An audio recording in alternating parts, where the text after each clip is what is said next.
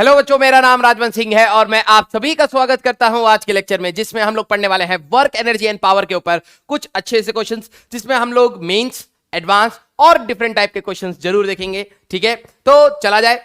आज का जो हमारा गोल रहेगा बेटा, वर्क एनर्जी एंड पावर के ऊपर सिर्फ और सिर्फ क्वेश्चंस देखने वाले हैं। सॉरी बेटा, देख के पता लग रहा होगा तुम्हें कि हम नींद से उठे हुए हैं अभी, और आई होप आप अपने सपनों तक जब तक नहीं पहुंच पाते तब तक नींद नहीं लेंगे और पढ़ते रहेंगे। ठीक है, तो आज जो पहला क्वेश्चन है 2019 मेंस का क्वेश्चन है, जरा देखा जाए उसमें क्या है हमारे पास।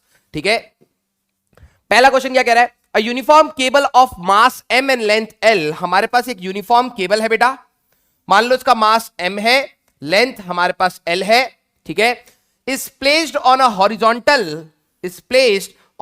horizontal table surface such that 1/nth part is hanging below the edge of the surface. मतलब आपने एक बार कई बार ऐसे करके देखा होगा बेटा कि टेबल पे से आपने अपनी बेल्ट को या किसी रोप को ऐसे रखा हो। ठीक है, तो वो हमारे पास इस टाइप से आधी लटकी पड़ी है, ऐसे आधी नहीं, मतलब 1/n। मतलब अगर ये l लेंथ का है तो हैंगिंग पार्ट की अगर मैं बात करूं, hanging part that is equal to l/n। ठीक है, l/n ये है हमारे पास जो हैंग हो रहा है below the edge of the surface. To lift the hanging part of the cable up to the surface work done should be. अब हमें इस पूरे हैंगिंग पार्ट को ऊपर लिफ्ट करके यहां से लेके यहां तक लेके आना है, तो हमारे पास कितना वर्क डन करना पड़ेगा। स्लोली है ना। तो अब आइए हम लोग इस क्वेश्चन को अपनी शीट पे लेके चलते हैं। ठीक है, पहले जरा देखा जाए हो क्या रहा है। अगर मान लो इस टाइप के चेन वाले प्रॉब्लम्स अगर आपके पास आते हैं तो ये सिंपल ही होते हैं, थोड़ा सा आपको सेंटर ऑफ मास का यूज करना होता है। सपोज मेरे पास रोप इस टाइप से, जो केबल थी वो इस टाइप से है।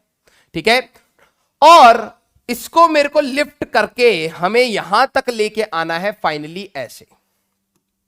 Finally this rope has to be pulled on the table like this. ठीक है, अच्छा, जनरली रोप वाले क्वेश्चन बच्चे कह रहे थे कि सर आपने क्यों नहीं कराया। उसका रीजन था क्योंकि वहां पर कहीं ना कहीं सेंटर ऑफ मास का कंसेप्ट आता है, तो जब तक हम लोग सेंटर ऑफ मास अच्छे से नहीं पढ़ लेते तो आपको थोड़ी सी दिक्कत आएगी। अब जरा देखो, हमारे पास अगर टोटल मास m है, टोटल मास अगर हमारे पास m है एंड लेंथ हमारे पास l है। ठीक है, तो लीनियर मास डेंसिटी की अगर मैं बात करूं बेटा, that lambda will be equal to m/l, है ना। ये हो गया। आपको भी पता है कि इन्होंने कहा कि हमारे पास 1/n मतलब l/n पार्ट यहां पर हैंग कर रहा है, तो आपको भी पता होगा कि कहीं ना कहीं इसका जो सेंटर ऑफ मास है वो बिल्कुल बीच में, क्योंकि यूनिफॉर्म केबल है, तो अगर इसके सेंटर ऑफ मास की बात करी जाए तो वो यहां से हमारे पास l/2n, इसका आधे पे यहां पर होगा। कितना मास होगा, तो mass of this length, mass of length l/n is, ठीक है, ये हो जाएगा लैम्डा इंटू dl। हम लोग करते हैं ना लैम्डा इंटू लेंथ, जितना भी चाहिए हमें। ठीक है, तो लैम्डा हो गया हमारे पास m/l इंटू l/n, करोगे m/n। ऑब्वियस सी बात है, यूनिफॉर्म है ना, तो m/n मास यहां पर आ गया।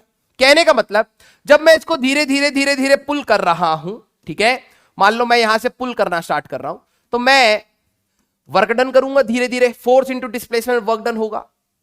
अगर मैं इसको धीरे धीरे पुल कर रहा हूं तो काइनेटिक एनर्जी तो गई नहीं, तो total work done equal to change in kinetic energy, है ना। अगर मैं वर्क एनर्जी थ्योरम के हिसाब से बात करूं तो total work done will be equal to K2 minus K1। ये हुआ। इनिशियली भी रेस्ट पर है, रेस्ट से स्टार्ट है, ठीक है, और फाइनली भी रेस्ट पर है। ठीक है, रेस्ट फाइनल है, धीरे धीरे लेके गए हैं। तो इसमें अगर वर्क डन की बात करें, फ्रिक्शन नहीं ले रहे, तो वर्क डन एक्सटर्नल है जो मैंने किया, प्लस वर्क डन ग्रेविटी ने किया हमारे पास, that will be equal to K2 minus K1, हमारे पास 0 माइनस 0। ठीक है, तो मेरा जो भी उन्होंने पूछा कितना वर्क डन करना पड़ेगा, तो एक्सटर्नल की बात हो रही है, दैट विल बी नेगेटिव और वर्क डन बाय ग्रेविटी। तो ग्रेविटी का वर्क डन निकालना बहुत आसान मैंने आपको बताया है ना। ग्रेविटी का वर्क डन निकालना बहुत आसान है, वर्टिकल हाइट में आप कितना ले गए। तो ऑब्वियस सी बात है, द होल केबल या रोप विल बी ऑन टेबल जब इसका पूरा का पूरा centre of mass, when centre of mass of hanging part is lifted by L/2n। इसका मतलब समझना, ठीक है। अभी इन दोनों का अगर मैं सेंटर ऑफ मास मार्क करूं तो कईयों को लगेगा सर सेंटर ऑफ मास तो यहीं पर है, रोप का तो L/2 पर होता है। अरे भैया, ओरिएंटेशन पे इतने वाले पार्ट का यहां है, इस वाले पार्ट का यहां है, सेंटर ऑफ मास कहीं ना कहीं यहां पर लाए करेगा कंबाइंड, क्योंकि इतने वाले को बात करें तो इसका आधा, इतने वाले को बात करें आधा, तो अगर आप देखोगे सेंटर ऑफ मास इन दोनों के बीच में लाई करेगा, जो भी हैवी होगा सेंटर ऑफ मास उसकी साइड शिफ्टेड होगा। अगर मैं इसको पुल करना स्टार्ट कर रहा हूं, जरा ध्यान से देखना कि पहले हमारे पास सिनेरियो कुछ ऐसा था, ठीक है, पहले कुछ सिनेरियो ऐसा था। अगर मैं इसको पुल करते करते यहां तक भी ले आता हूं, ठीक है, ऐसे भी हो गया, ठीक है, तब भी अगर मैं बात करूं बेटा इनिशियल सेंटर, पहले इसका सेंटर ऑफ मास यहां, इसका सेंटर ऑफ मास यहां, तो कहीं ना कहीं सेंटर ऑफ मास अभी टेबल से नीचे है। अगर मैं लिफ्ट करते करते एक छोटा सा हैंगिंग पार्ट भी रह गया तो इसका सेंटर ऑफ मास यहां, इसका सेंटर ऑफ मास यहां, कंबाइन करोगे अभी भी टेबल से नीचे ही होगा। तो बेसिकली ये पूरा लिफ्ट कब होगा, ये पूरा लिफ्ट तब होगा जब इस वाली पूरी रोप का सेंटर ऑफ मास यहां आ जाएगा। मान लो आपने इतने पोर्शन से ही खींचना स्टार्ट किया था, इसका इधर, बीच में हमारे पास सेंटर ऑफ मास आराम से आ जाएगा। मतलब सेंटर ऑफ मास कहीं ना कहीं जब तक ये पूरा ऊपर शिफ्ट नहीं कर जाता L/2n, तब तक आपको खींचना पड़ेगा, है ना। तो अब हम लोग बहुत आसानी से इस चीज को कैलकुलेट आउट कर सकते हैं, work done external against work done by gravity, है ना। तो हमारे पास जो ये वाला पार्ट था, ठीक है, अगर हम लोग बात करें कितनी आसानी से निकाला जा सकता था ये क्वेश्चन, ठीक है। हमारे पास जो ये वाला पार्ट था, ठीक है, इसका जो मास हैंगिंग की बात करें तो हम लोगों ने कहा था जो मास हैंगिंग है that is equal to m/n, ठीक है, और इसका जो सेंटर ऑफ मास है दैट इज L/2n। तो वर्क डन बाय ग्रेविटी अगर बात करी जाए, ठीक है, तो फोर्स नीचे लग रहा है, फोर्स नीचे लग रहा है, डिस्प्लेसमेंट ऊपर है, तो माइनस m/n इंटू जी, ये mg इसका वजन हो गया। वेट की अगर मैं इसकी बात करूंगा तो वेट हो जाएगा बेटा m/n इंटू जी, है ना। mg फोर्स और डिस्प्लेसमेंट L/2n, ठीक है। तो ये आ जाएगा mgl/2n का square negative, that is the work done by gravity. और वर्क डन बाय एक्सटर्नल जो हमसे पूछा गया है that is equal to negative और वर्क डन बाय ग्रेविटी, तो हमारे पास that will be equal to mgl/2n square, that will be the answer, ठीक है। mgl/2n square that will be the answer, ठीक है। तो रोप वाले क्वेश्चन में थोड़ा बहुत सेंटर ऑफ मास रिलेट आपको करना पड़ेगा। चला जाए अगले क्वेश्चन पर। नेक्स्ट क्वेश्चन 2013 एडवांस का प्रॉब्लम है बेटा, जरा ध्यान से देखना। The work done on a particle of mass m by a force, जो फोर्स दे रखा है बड़ा कॉम्प्लिकेटेड सा फोर्स दे रखा है, k ब्रैकेट में x i कैप, ठीक है, x square plus y square की पावर 3/2, ठीक है, और यहां पे प्लस होएगा, ठीक है, प्लस लिख लेना, ठीक है, plus y j cap upon x square plus y square की पावर 3/2, बड़ा कॉम्प्लिकेटेड सा फोर्स दे दिया, ठीक है। K is a constant of appropriate dimensions when particle is taken from point A, 0, तो अगर हम लोग इसका देखें पॉइंट कहां से कहां जा रहा है, A, 0 एक्स एक्सिस पर है, टू 0, A वाई एक्सिस पर है, along a circular path, ऐसे along a circular path of radius A, इसका जो रेडियस है A, ऐसे, ठीक है, about the origin in XY plane. तो हमें वर्क डन बताना है ना, वर्क डन बताना है। फोर्स, अब आप ये नहीं कर सकते फोर्स इंटू डिस्प्लेसमेंट, आप ध्यान से देखो फोर्स इज वेरिएबल, ये आपको दिख रहा होगा कि ये वेरिएबल है, तो वर्क डन डायरेक्टली तो निकलेगा नहीं, मैंने आपको बताया था कभी भी फोर्स वेरिएबल है तो work done will B integration of F dot D S से निकाला जाएगा। अब बार बार ये है कि फोर्स खुद इस सर्कल के अलोंग वेरी कर रहा है और डिस्प्लेसमेंट भी ऐसे जा रहा है, तो वर्क निकालने में कई बच्चों को बहुत इरिटेशन आएगी। लेकिन लेकिन लेकिन लेकिन मैं आपको कहता हूं, क्या आपको याद है जब हम लोग ग्राफ पढ़ रहे थे तो एक सर्कल की इक्वेशन क्या होती है? सोचो, इस क्वेश्चन का तोड़ वही था, ठीक है, कि अगर ये रेडियस ए है, रेडियस ए है, circle of fix radius, circle of fix radius अगर की बात हो रही है ए, ठीक है, तो कोई भी अगर मैं जनरल पॉइंट ले लेता यहां पर x, y, तो आपको भी पता है ये x होता और ये y होता। अब ये मैथ्स जिनकी थोड़ी स्ट्रांग है वो पकड़ लेते, फिजिक्स इसमें कम है, ठीक है, फिजिक्स तो work done F dot integration करना है, लेकिन मैथ्स अच्छी है। तो अगर आप ध्यान से देखो तो हमारे पास radius a is equal to x under root में, a is equal to under root में a x square plus y square है, और अगर आप ध्यान से देखो x square plus y square equal to a square, this is equation of circle, equation of circle. तो सर क्या फायदा हुआ? तो फायदा यह हुआ कि x square plus y square कहीं ना कहीं हमारे पास ए स्क्वायर है, तो अब हमारे पास जो फोर्स है, hence we can write force, जो फोर्स हमें दे रखा था k into x i cap upon x square plus y square की power 3/2 plus y j cap upon x square plus y square की पावर 3/2 जो हमें दे रखा था। अब हमें लिखने में आसानी रहेगी, अदरवाइज इंटीग्रेशन में मौत आ जाती, आपको भी और हो सकता है मेरे को भी, क्योंकि मेरे को करनी आती है लेकिन मेरे को समझाने में मौत आ जाती, ठीक है, अपने अंटर पंटर पे पूरा विश्वास है मेरे को। तो अगर मैं इसको देखूं तो x square plus y square a square है, तो यहां पर आता है ए स्क्वायर की पावर 3/2, 2 से 2 कैंसिल, आई cap plus y j cap upon ए स्क्वायर इंटू 3/2, तो 2 से 2 कैंसिल आउट। अब आपको फोर्स थोड़ा कंपैरेटिवली आसान दिखेगा, एक्स आई कैप और ए क्यूब यहां पे बाहर निकाल लो प्लस वाई जे कैप। जब हम लोगों ने थ्योरी में क्वेश्चंस करे थे तो कहीं ना कहीं एक इस टाइप का क्वेश्चंस कराया हुआ है मैंने, ध्यान से देखना, कॉपी खोलोगे मिलेगा, वेरिएबल है ना। फायदा ये हुआ कि हम लोगों ने कांस्टेंट के टर्म में, फिक्स रेडियस है तो कांस्टेंट के टर्म में लाते ही डिनोमिनेटर, क्योंकि x square plus y, sir ये भी तो वेरी करेगा, लेकिन उनका जो वैल्यू है वो फिक्स है, उससे आपको लोड नहीं लेना, ये आ गया। तो स्मॉल वर्क डन निकालना हो तो एफ डॉट डीएस करते, और मैंने कहा 2 डायमेंशन में डीएस वेक्टर आप डीएक्स आई कैप प्लस डीवाई जे कैप के हिसाब से ले चलोगे, है ना। तो यहां पर क्या आता, small work done that will B हमारे पास, इसको इससे मल्टीप्लाई करते तो k बाई ए क्यूब, ठीक है, into x dx plus y dy, ये आता है ना।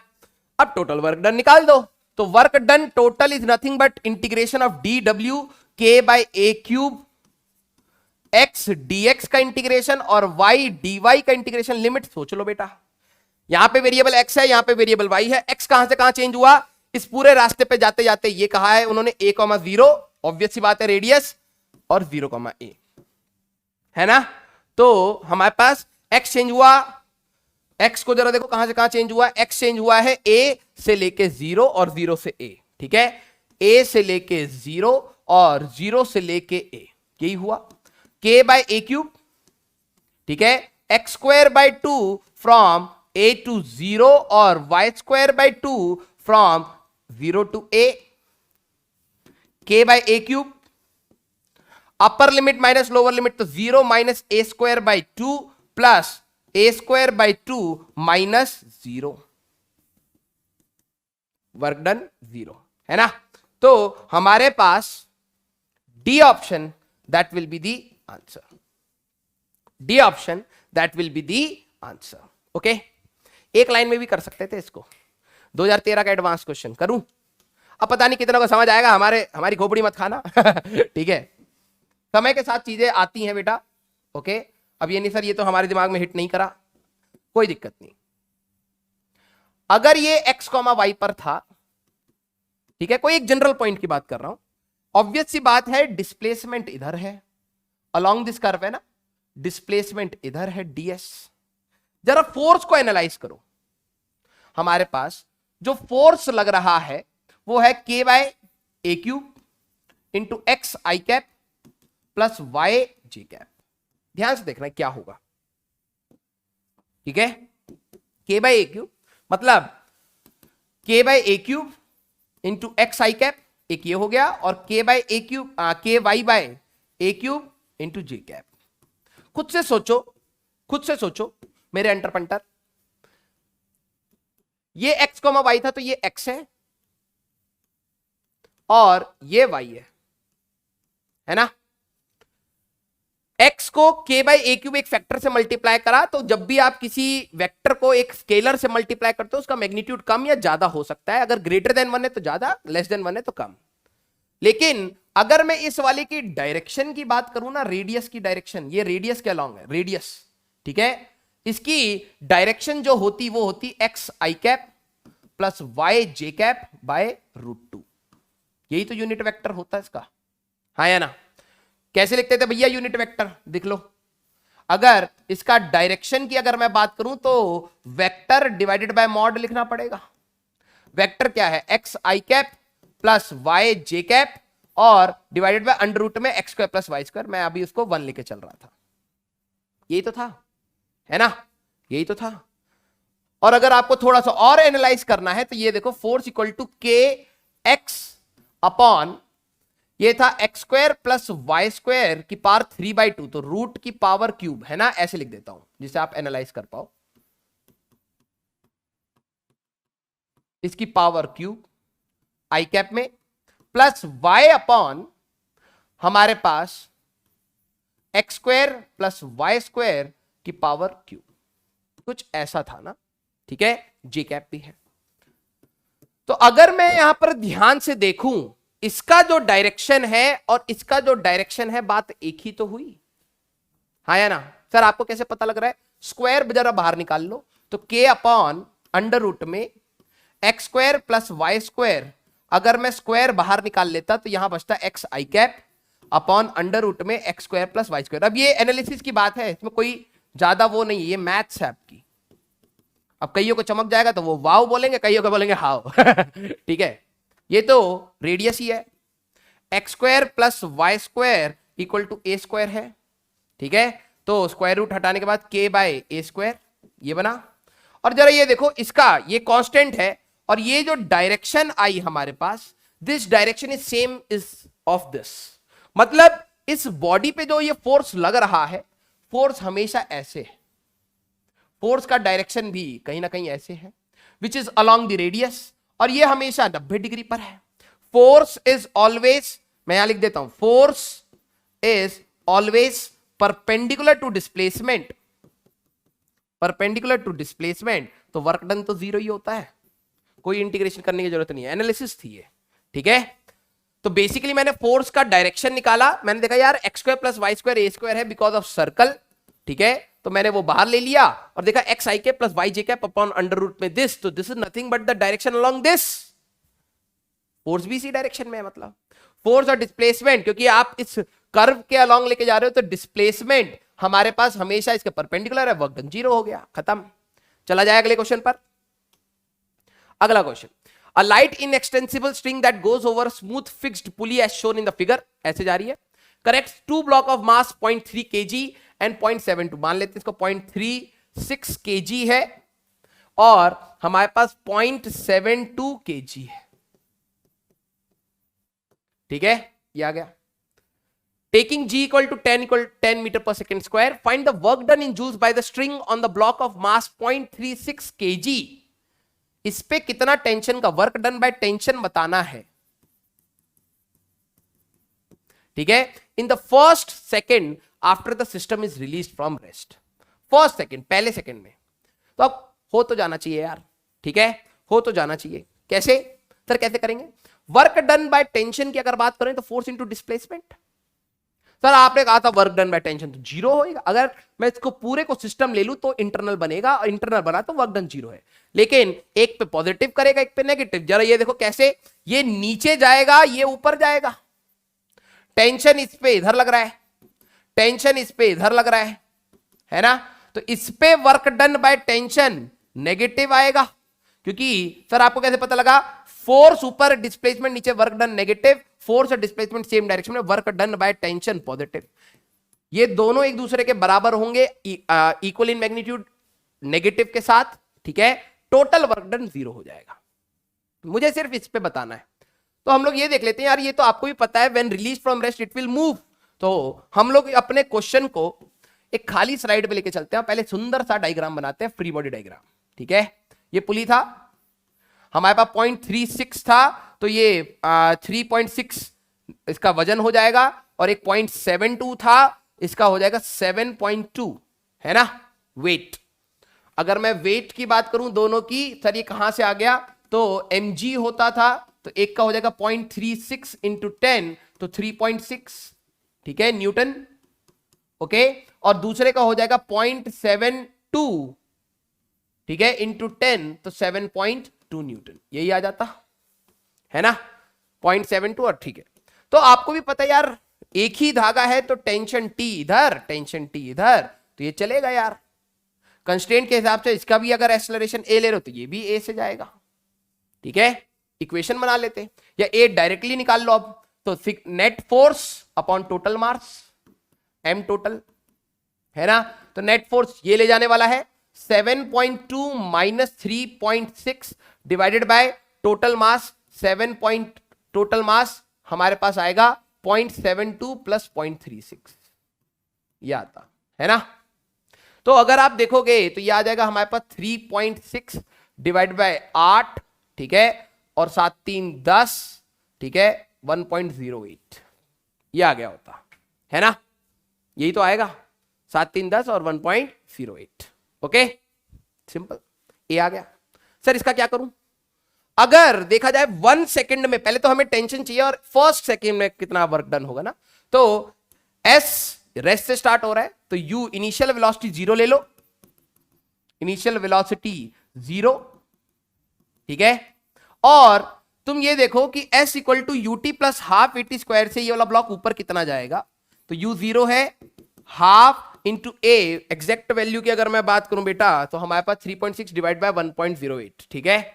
तो हमारे पास 3.6 डिवाइड बाय 1.08, ओए माइनस कहां से होगा, अच्छा 1.08, तो अगर आप करोगे 3.33, ठीक है, ये आ गया।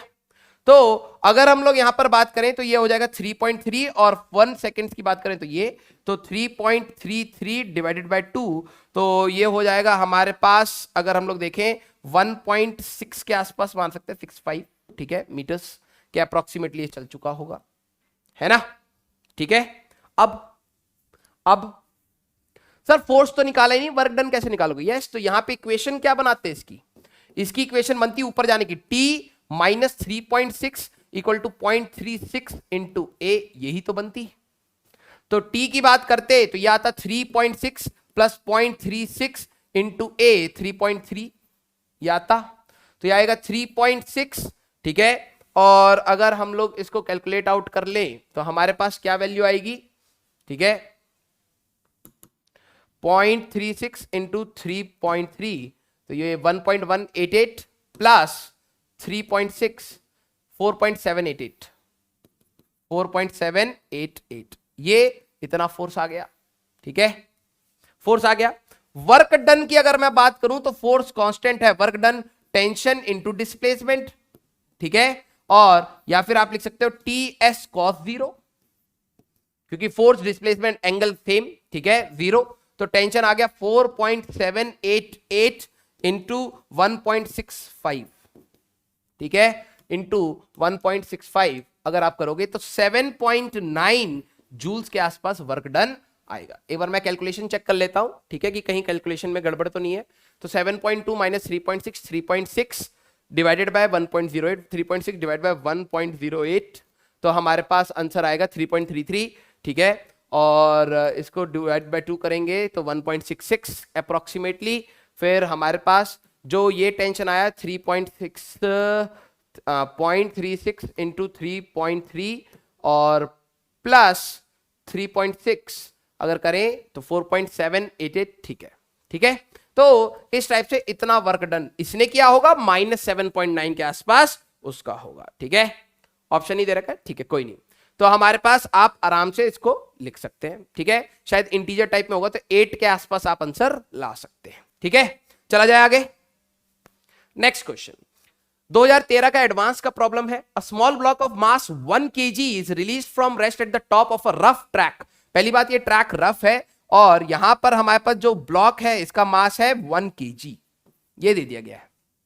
ठीक है, the track is circular arc of radius 40 metre. जो ये रेडियस है वो 40 मीटर का ट्रैक है। ठीक है, the block slide down the track without toppling. Toppling कुछ बच्चे कहेंगे सर ये क्या है। देखो यही मैं कहता हूं, जब आप क्वेश्चन PYQ के करते हो ना तो उसमें कुछ कंसेप्ट मिक्स होते हैं, आपको लगता है यार ये तो कराया नहीं, ये तो हो नहीं रहा, आप डिमोटिवेट हो जाते हैं। टॉपलिंग मतलब होता है पलटना, जो हम लोग रोटेशन में पढ़ेंगे। ठीक है, लेकिन अभी यहां पर ये देखना कि मतलब कई बार होता है ना, जैसे आप रैंप पे से कोई चीज फेंक स्लाइड कराने की कोशिश करते हो, वो पलट के गिरने लग जाता है ना, पलट के गिरना लग जाता है, दैट इज कॉल्ड टॉपलिंग। ठीक है, तो उन्होंने कहा कि ये कहीं पलटा नहीं है, बस स्लाइड करते जा रहा है। And a frictional force acts on it in the direction opposite to the instantaneous velocity. Obvious सी बात है, फ्रिक्शन फोर्स हमेशा उस वेलोसिटी को, क्योंकि there will be relative motion between the surface, उसको अपोज करेगा। तो पहले फ्रिक्शन हमारे पास यहां पर लगेगा ऐसे, फिर ऐसे, फिर ऐसे, फिर ऐसे, ये ऐसे लगता रहेगा हमेशा इंस्टेंटेनियस वेलोसिटी के opposite. Work done in overcoming the friction up to the point Q। यहां तक आते आते वर्क डन बाय फ्रिक्शन की अगर मैं बात करूं, ठीक है, तो उन्होंने कह दिया है -150 जूल्स। ऑब्वियस सी बात है, नेगेटिव लेंगे work done by friction, kinetic friction का वर्क डन नेगेटिव। ठीक है, तो अब take the acceleration due to gravity G। अब हमें करना क्या है, ये कॉम्प्रिहेंशन में आया था। The speed of the block when it reaches point Q। यहां पर पहुंचने के बाद इसकी स्पीड कितनी होगी, तो मैं इस वाले चीज को वहीं पर बनाता हूं डायग्राम को। ठीक है, ये कॉम्प्रिहेंशन में आया हुआ क्वेश्चन है बेटा। ये इस टाइप का ट्रैक था हमारा, ब्लॉक हमारे पास यहां से चलते चलते ये एक R रेडियस है, यहां पर आ गया Q पे, तो ऑब्वियस सी बात है कुछ वेलोसिटी V तो बनी गई होगी, है ना। और इन्होंने दे दिया है कि ये हमारे पास यहां पर से ये 30 डिग्री है। देखो ये यहां पर से ये 30 डिग्री है, रेडियस की वैल्यू 40 है ना। तो हमारे पास ये रेडियस की वैल्यू 40 हो गई, ठीक है, और ये 30 डिग्री है। स्पीड कितनी होगी, अब आप सोचो क्या करोगे। वर्क एनर्जी थ्योरम बचा, है ना। हमारे पास यहां से ब्लॉक स्टार्ट हुआ, यहां से ब्लॉक स्टार्ट हुआ और ये ऐसे चला गया, क्योंकि एक अजीब से कर्व पे जा रहा है, फ्रिक्शन फोर्स वेरी करेगा, नॉर्मल रिएक्शन वेरी कर रहा है, इसीलिए उन्होंने कहा कि आप उसको ज्यादा लोड मत लो। वर्क डन बाय फ्रिक्शन की बात करें तो -150 पहले उन्होंने दे दिया। हमें पता है work done bye all forces total की बात करें तो वो K2 - K1 होगा। तो work done by conservative, work done by non equal to K2 - K1, है ना। कंजर्वेटिव ग्रेविटी ही तो है, जरा ध्यान से देखो, अगर मैं इसके ऊपर ग्रेविटी का फोर्स बनाता तो नीचे बनाता mg, कितना गया भैया, सिर्फ वर्टिकल हाइट देखी जाती है, क्योंकि ये कंजर्वेटिव फोर्स है, डायरेक्शन ये रास्ते से लेना देना कुछ नहीं है। अगर ये वैल्यू r है तो ये वर्टिकली ये कितना गिरा होगा, that will B r cos 30 and r sin 30। ये r sin 30 का नीचे डिप आया, है ना। तो वर्क डन बाय ग्रेविटी की अगर मैं बात करूं बेटा, तो हमारे पास, एक मिनट रुको, ठीक है, work done by gravity positive हो जाएगा, force mg into displacement r sin 30, है ना, पॉजिटिव वर्क डन, क्योंकि फोर्स और डिस्प्लेसमेंट सेम डायरेक्शन में। फ्रिक्शन नेगेटिव करेगा -150 equal to final kinetic energy ½ mv² minus rest से स्टार्ट हुआ था, हमें v चाहिए, मास की वैल्यू 1 है, ठीक है। तो यहां पर आ जाएगा 10 into radius 40 into ½ -150 equal to v²/2, ठीक है। तो ये हमारे पास 20 बन जाएगा, तो 200 -150 इज इक्वल टू v²/2। तो ये 100, v की वैल्यू 10 मीटर पर सेकेंड आपकी आंसर आ जाएगी, ठीक है। Okay, simple. अगला क्वेश्चन पूछा गया था, the magnitude of normal reaction that acts on the block at point Q. वही बात है, मैं हमेशा कहता हूं आप बेस से चलो ना, बेस से, ठीक है। क्यू पॉइंट पर, यही क्यू पॉइंट है, इस पे नॉर्मल रिएक्शन पूछ लिया। अब बात यह है कि नॉर्मल रिएक्शन एक फोर्स है, तो फ्री बॉडी डायग्राम से ही पता लगेगा। सर आप work done by normal reaction क्यों नहीं ले रहे? क्योंकि नॉर्मल रिएक्शन अभी इधर है, फिर इधर लगेगा, फिर इधर लगेगा, फिर इधर। Work done by normal reaction will be 0। क्यों? बिकॉज परपेंडिकुलर टू सरफेस होएगा, जैसे जैसे चलेगा वर्क डन होएगा ही नहीं, ठीक है। तो अब कैसे करा जाए? फ्री बॉडी डायग्राम, ठीक है।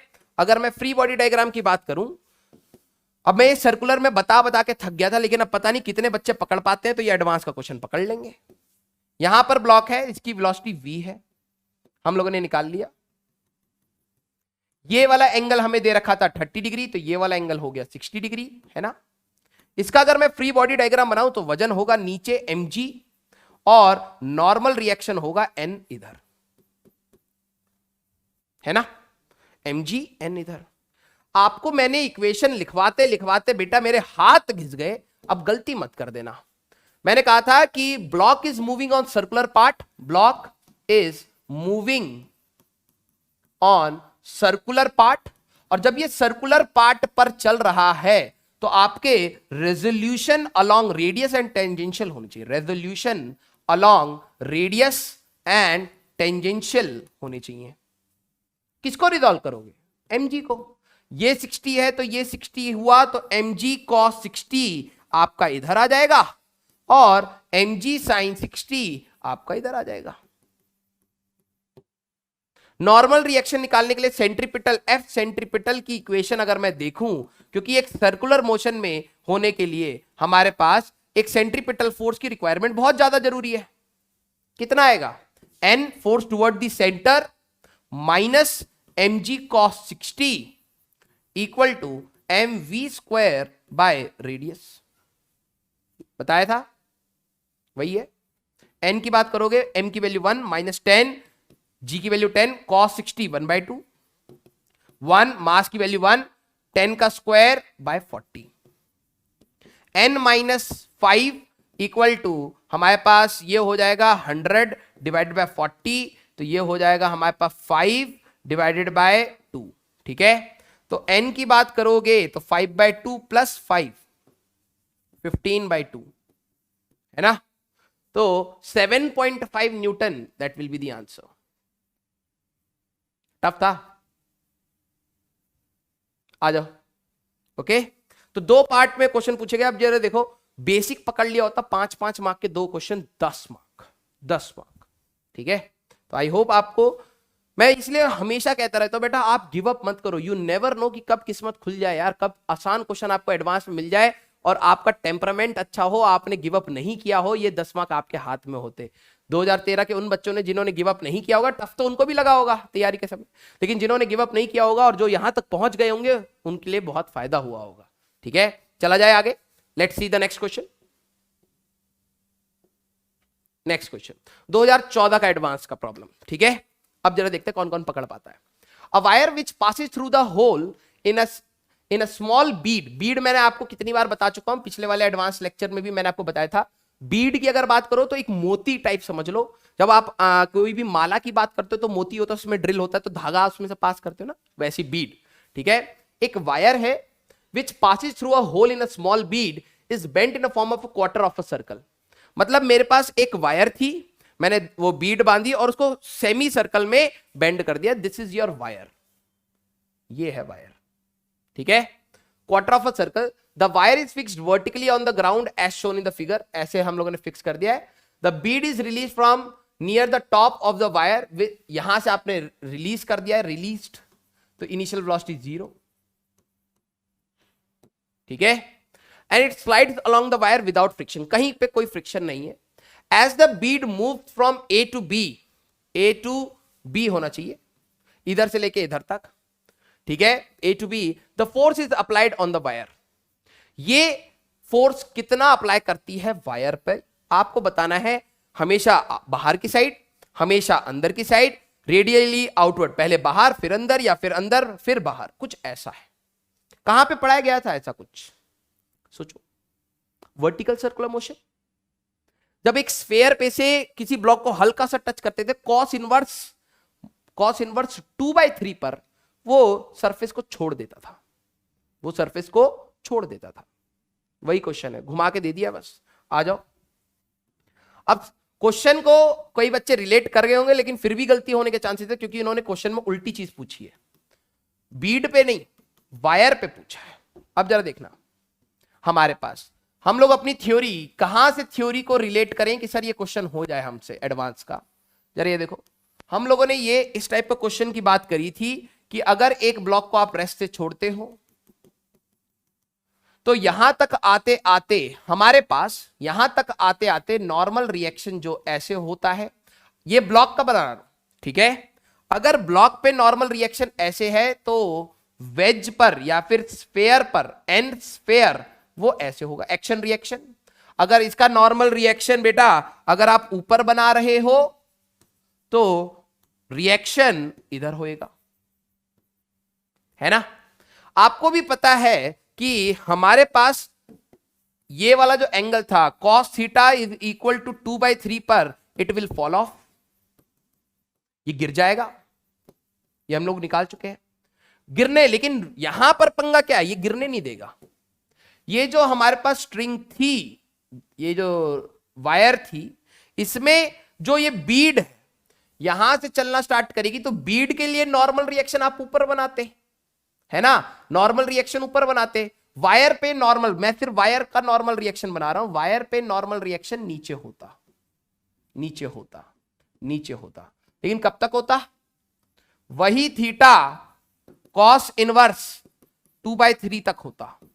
उसके बाद ये बाहर जाने की कोशिश करता ना, बाहर जाने की कोशिश करता, तो पहले नॉर्मल रिएक्शन ऐसे ऐसे होता, एक पॉइंट पर नॉर्मल रिएक्शन 0 होता, जहां पर एक्चुअली में गिर जाना चाहिए था। लेकिन बीड, क्योंकि उसमें से धागा या वायर पास हो रखी, तो वो फॉल ऑफ नहीं कर पाएगा ना, वो फॉल ऑफ नहीं कर पाएगा।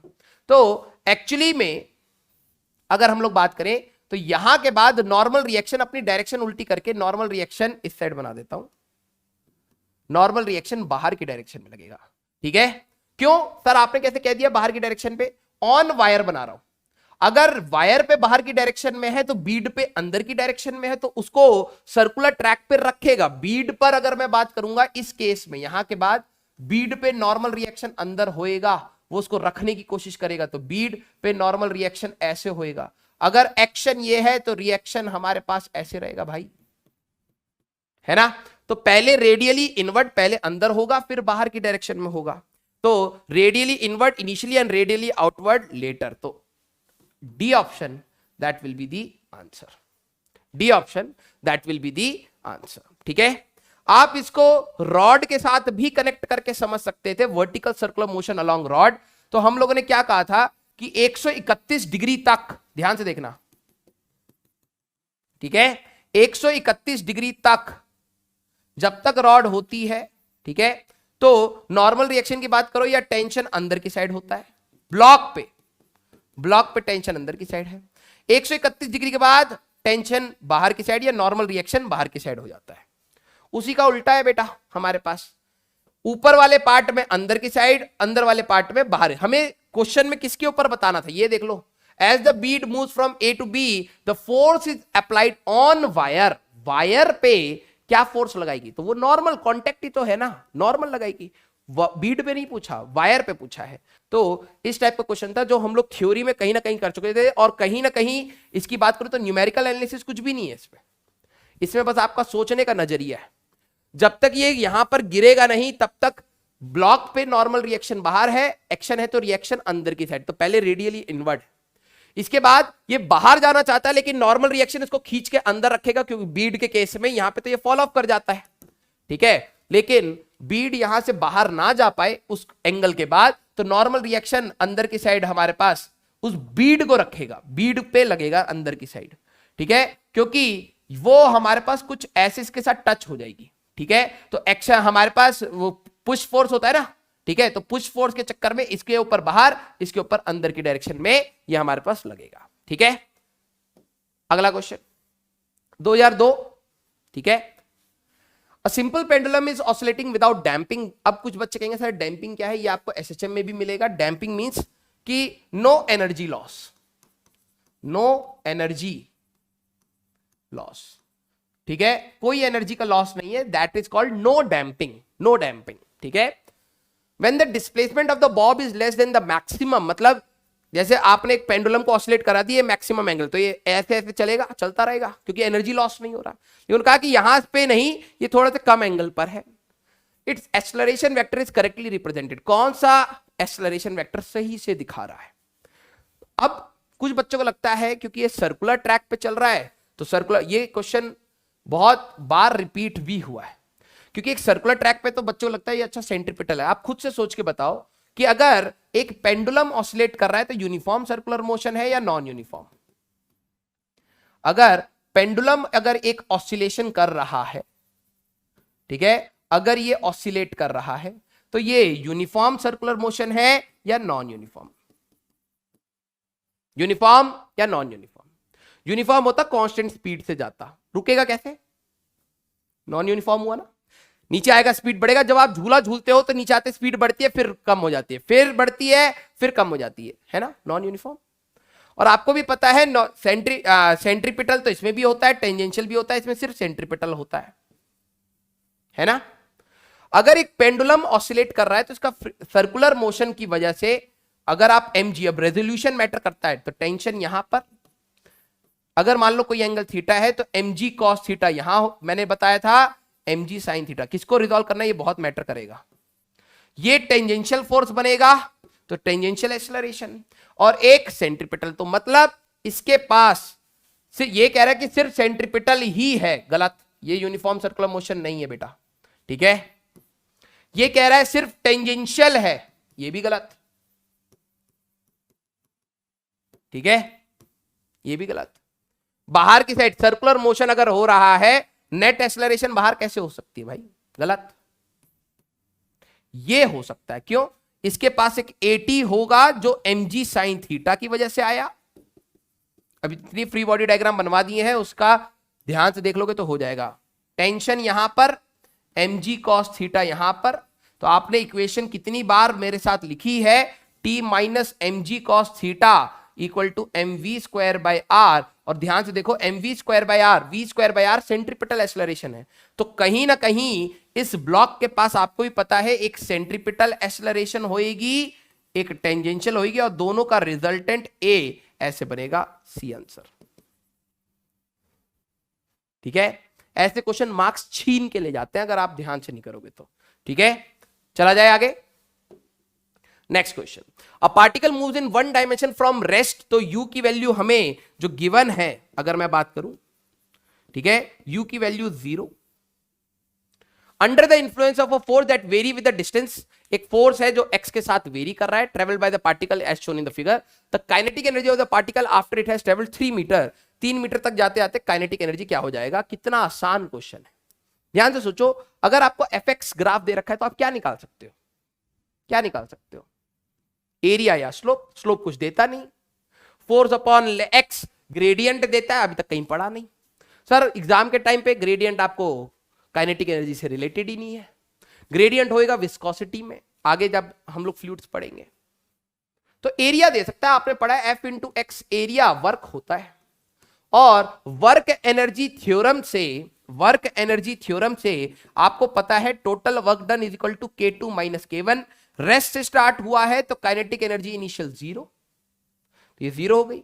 टोटल वर्क डन निकालना था, तो एरिया निकाल लेते यार, ये वाला एरिया निकाल लो, दिखाया था ना, ठीक है। तो एक हो जाएगा हमारे पास 2 इंटू 2, तो ये आएगा 2 इंटू 2 प्लस हमारे पास area of trapezium half of sum of parallel sides 2 plus 3 into height that is 1, ये आएगा 4, और ये प्लस 5/2 2.5, ठीक है, 4 2 8, 8 5 13/2, ऐसे लिख लेते हैं। क्या आ गया? वर्क डन 13/2 आ गया। हाफ m मास दे रखा है क्या? Half m underscore the kinetic energy, mass नहीं दे रखा है, देना तो चाहिए यार, ठीक है, ऑप्शन में भी जे दे रखा है, कुछ गड़बड़ है क्या? M we square minus 0। अच्छा, फाइनल काइनेटिक एनर्जी पूछिए क्या सीधे? अच्छा, kinetic energy of the particle पूछिए सीधे, तो मास की जरूरत ही नहीं है। काइनेटिक एनर्जी, हाय हाय, हाँ हमारे पास सीधे काइनेटिक एनर्जी फाइनली पूछ लिया इसीलिए, ठीक है। तो 13/2 की अगर आप बात करोगे तो 6.5 आंसर। कितना टफ है, ठीक है। याद रखना वो बगलोए वाला मेंढक है, इररेलेवेंट चीजें पढ़ोगे, जो क्वेश्चन आ रहे हैं उसके हिसाब से अपना एनालिसिस करते रहो, अलाइन करते रहो। अगला क्वेश्चन 2019, ठीक है। A particle which is experiencing a force, अगर मैं फोर्स की बात करूं तो 3i cap minus 12j cap undergoes A displacement of D, D की वैल्यू है गई हमारे पास 4i कैप, ये डिस्प्लेसमेंट दे दिया। If the particle had a kinetic energy at the beginning, तो मतलब काइनेटिक एनर्जी इनिशियल की अगर मैं बात करूं तो वो 3 जूल्स की दे दी, ठीक है। What is the kinetic energy, कितना आसान क्वेश्चन है यार, ठीक है। वर्क एनर्जी थ्योरम क्या बताती थी? Total work done is equal to K2 minus K1 बताती थी, है ना। वर्क डन, क्योंकि फोर्स कांस्टेंट है, F डॉट एस से निकाल लो, इंटीग्रेशन की कोई जरूरत नहीं है ना। तो अगर आप I को I से मल्टीप्लाई करोगे तो 12 जूल्स का वर्क डन आ जाएगा। तो वर्क डन है 12, काइनेटिक एनर्जी फाइनल हमें बतानी है, ठीक है, माइनस काइनेटिक एनर्जी इनिशियल 13, वो 3, तो 15 equal to kinetic energy final, ठीक है। ये हो गया, चला जाए आगे। Okay, 2017 means a body of mass 10⁻⁻², तो मास दे दिया है 10⁻⁻² kg का, is moving in a medium and experiencing a frictional force, frictional force इसी को कहते हैं विस्कस ड्रैग, ठीक है। जो फोर्स है that is equal to minus kv², velocity पर डिपेंड कर रहा है, वेरिएबल है। इफ इनिशियल स्पीड v0, अगर इनिशियल स्पीड हमें दे रखी है 10 मीटर पर सेकेंड, ठीक है, आफ्टर 10 सेकेंड एनर्जीज, ठीक है, 10 सेकेंड के बाद काइनेटिक एनर्जी अगर मैं फाइनल की बात करूं तो वो है हाफ, वो 1/8, अच्छा 1/8 mv0 का स्क्वायर, है ना। v0 इनिशियल है, तो हाफ m v फाइनल अगर मैं निकालना चाहूं तो ये कितना होगा, 1/8 mv0 का स्क्वायर, m से m कैंसल आउट हो गया, ये 4 हो गया, तो v final is equal to, root लेते तो v0/2, तो ये हो गया 5 मीटर पर सेकेंड, क्योंकि v0 था 10, है ना। मैंने देख लिया इनिशियल इतना था, फाइनल इतना था। वैल्यू ऑफ k क्या होगा? अब बताओ यार, अब बताओ हमारे पास, सर वर्क एनर्जी थ्योरम से चले जाएं, दिक्कत आएगी, क्यों? वर्क फोर्स जो है वो वेलोसिटी पर डिपेंड कर रहा है, और वर्क डन निकालने के लिए इनटू dx, लिमिट कहां से कहां डालोगे तो बड़ी दिक्कत आएगी, है ना। तो मैंने क्या कहा, हमारे पास इनिशियल वेलोसिटी थी हमारे पास 10 मीटर पर सेकेंड, और फोर्स रोकने की कोशिश कर रहा है, यू फाइनल की बात करोगे 5 मीटर पर सेकेंड, ठीक है। हमारे पास मास की वैल्यू दे रखी है, तो क्या मैं एक्सेलरेशन निकाल सकता था फोर्स बटे मास? सर आपने फोर्स बाय मास कैसे कर दिया? अरे भैया मास वेरी नहीं कर रहा, जब तक मास वेरी नहीं करता F = ma वैलिड है, तो माइनस, आवाज आ रही है ना, हाँ ठीक है, minus k/m into v², acceleration आ गया। अब जरा देखो कि हमारे पास 10 सेकंड के अंदर पहुंचा, तो कहीं ना कहीं एक्सेलरेशन पता है, वेलोसिटी पता है, और टाइम पता है, AVT ये पकड़ना था, A = dv/dt होता है ना, A × dt is equal to dv, है ना। अब पहले इसको रख लेते हैं, जरा यहां पर रखते हैं, we know A is equal to जो आया हमारे पास माइनस k/m इंटू v², इसको अगर मैं dv/dt रख दूं, ठीक है, तो अब आपको चमकने स्टार्ट हो जाएगा, dv/v² equal to minus k/m into dt। अब आपको लिमिट्स भी दिख रही होंगी, है ना। तो वेलोसिटी की लिमिट्स क्या है? वेलोसिटी चेंज हुआ 10 से 5, तो 10 to 5, और 10 कब थी इनिशियल, तो टाइम की वैल्यू 0 से लेके किसी टाइम t 10 सेकेंड तक, ये था, ठीक है, सब पता है। अब आ जाओ भाई, तो इंटीग्रेशन हो गया हमारे पास 10 से 5 dv/v² is equal to minus of k by m dt का इंटीग्रेशन 0 to 10 है ना। तो इसका इंटीग्रेशन करोगे -1/v from 10 to 5 equal to -k by m from 0 to 10। Upper limit minus lower limit, तो -1/5 माइनस, या पहले माइनस बाहर ले लो, कुछ बच्चे कंफ्यूज ना हो, 1/v 10 to 5 equal to -k by m, m की वैल्यू थी 10 की पावर -2, 10 - 0 है ना। तो माइनस माइनस दोनों साइड से हटा दो, ठीक है, माइनस माइनस दोनों साइड से हटा दो, तो ये आ जाएगा 1/5 minus 1/10 equal to k by, ये 10 है ऊपर चला जाएगा 1000, ठीक है, ये हो गया। तो अगर आप यहां पर देखोगे तो 10 हमारे पास एलसीएम आ जाएगा, तो 1/10 is equal to k into 1000। तो k की बात करोगे 10 की पावर -4 आंसर आएगा। k की बात करें 10 की पावर -4 आंसर आ जाएगा। अब मेंस का क्वेश्चन कई आसान होते हैं, कई टफ होते हैं, कई एडवांस के आसान होते हैं, कई टफ होते हैं।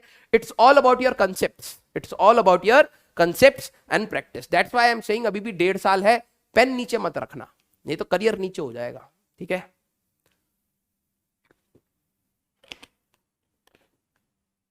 पेन नीचे मत रखना बेटा, फाइट मारो जितना मार सकते हो, जितना मार सकते हो। और अगर तुम मेरी इस बात पे चिपके रहे ना, मैं आपको फिजिक्स सिखा पाऊं या ना सिखा पाऊं, लेकिन मैं आपको ये जरूर सिखा दूंगा कि आप फाइटर कैसे बनते हैं, एरोप्लेन वाला नहीं, ठीक है। फाइटर कैसे, मतलब आपको एक एटीट्यूड सही हो जाएगा और आप जिंदगी भर, मेरे को मैं बता रहा हूं बेटा, थैंक यू बोलोगे कि सर हार मानना सिखाया नहीं आपने, ठीक है। छोटी मोटी हार होती रहेंगी, लेकिन एटीट्यूड हार मानने का नहीं था, फाइट मारने का था, और वही बनना है बेटा लाइफ में, ठीक है। लाइफ आगे हो सकता है आईआईटी क्रैक करा दे और उसके बाद तुम्हारी लाइफ में कोई ऐसी प्रॉब्लम हो जिससे तुम उसको ज्वाइन ना कर पाओ, तो क्या जियोगे? नहीं जियोगे ना, फाइट मारोगे ना, कुछ भी हो सकता है। इसलिए कहते हैं एटीट्यूड हमेशा फाइट का होना चाहिए, ठीक है। सीखो, घिसते रहो, अपने आप को घिसते रहो। हमने भी बहुत घिसा है यार, हमने भी कितने रजिस्टर भर दिए क्वेश्चन कर करके, ठीक है, फिर भी चैप्टर पे कॉन्फिडेंस नहीं आता था, कई बार ऐसा हुआ है, ठीक है। मैथ्स में मैंने तुम्हें बताया होगा कि मेरी मैथ्स बहुत खराब है, तो इसका मतलब ये नहीं है कि प्रैक्टिस नहीं करी। मैंने 2 साल 11th 12th और 1 साल ड्रॉप, 3 साल तो इतने तो होंगे, कम से कम 40-50 रजिस्टर भर दिए होंगे, है ना। कितने मार्क्स आए? 38 मार्क्स, 38 मार्क्स, 38, ठीक है। होता है, लेकिन गिव अप थोड़ा ना करना था, ठीक है, फाइट मारना था। चलो भाई आगे चला जाए।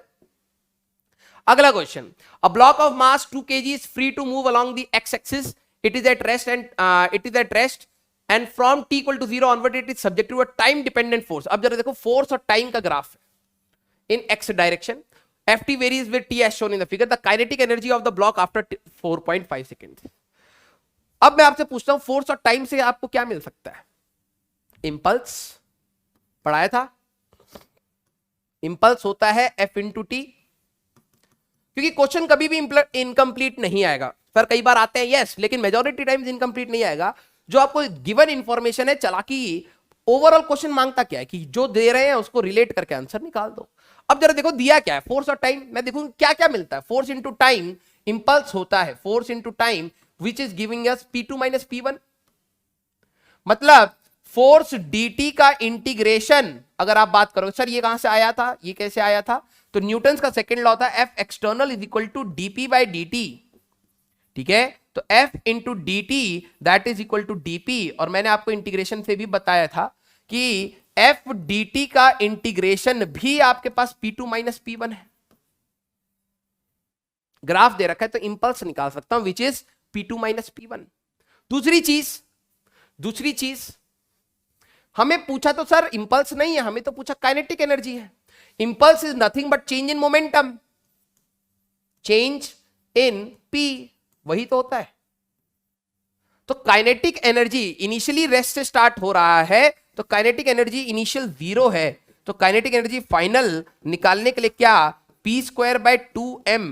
हमने रिलेशन नहीं पढ़ा है ना रिलेशन, तो बस उसको लगाना है अपन को, राइट। मैं हमेशा कहता हूं कि आप कंटेंट देखिए क्वेश्चन में कि वो क्या दिया है और उससे क्या चीज हमें निकालनी है, और हमेशा गिवन इंफॉर्मेशन ही रहेगी, ठीक है।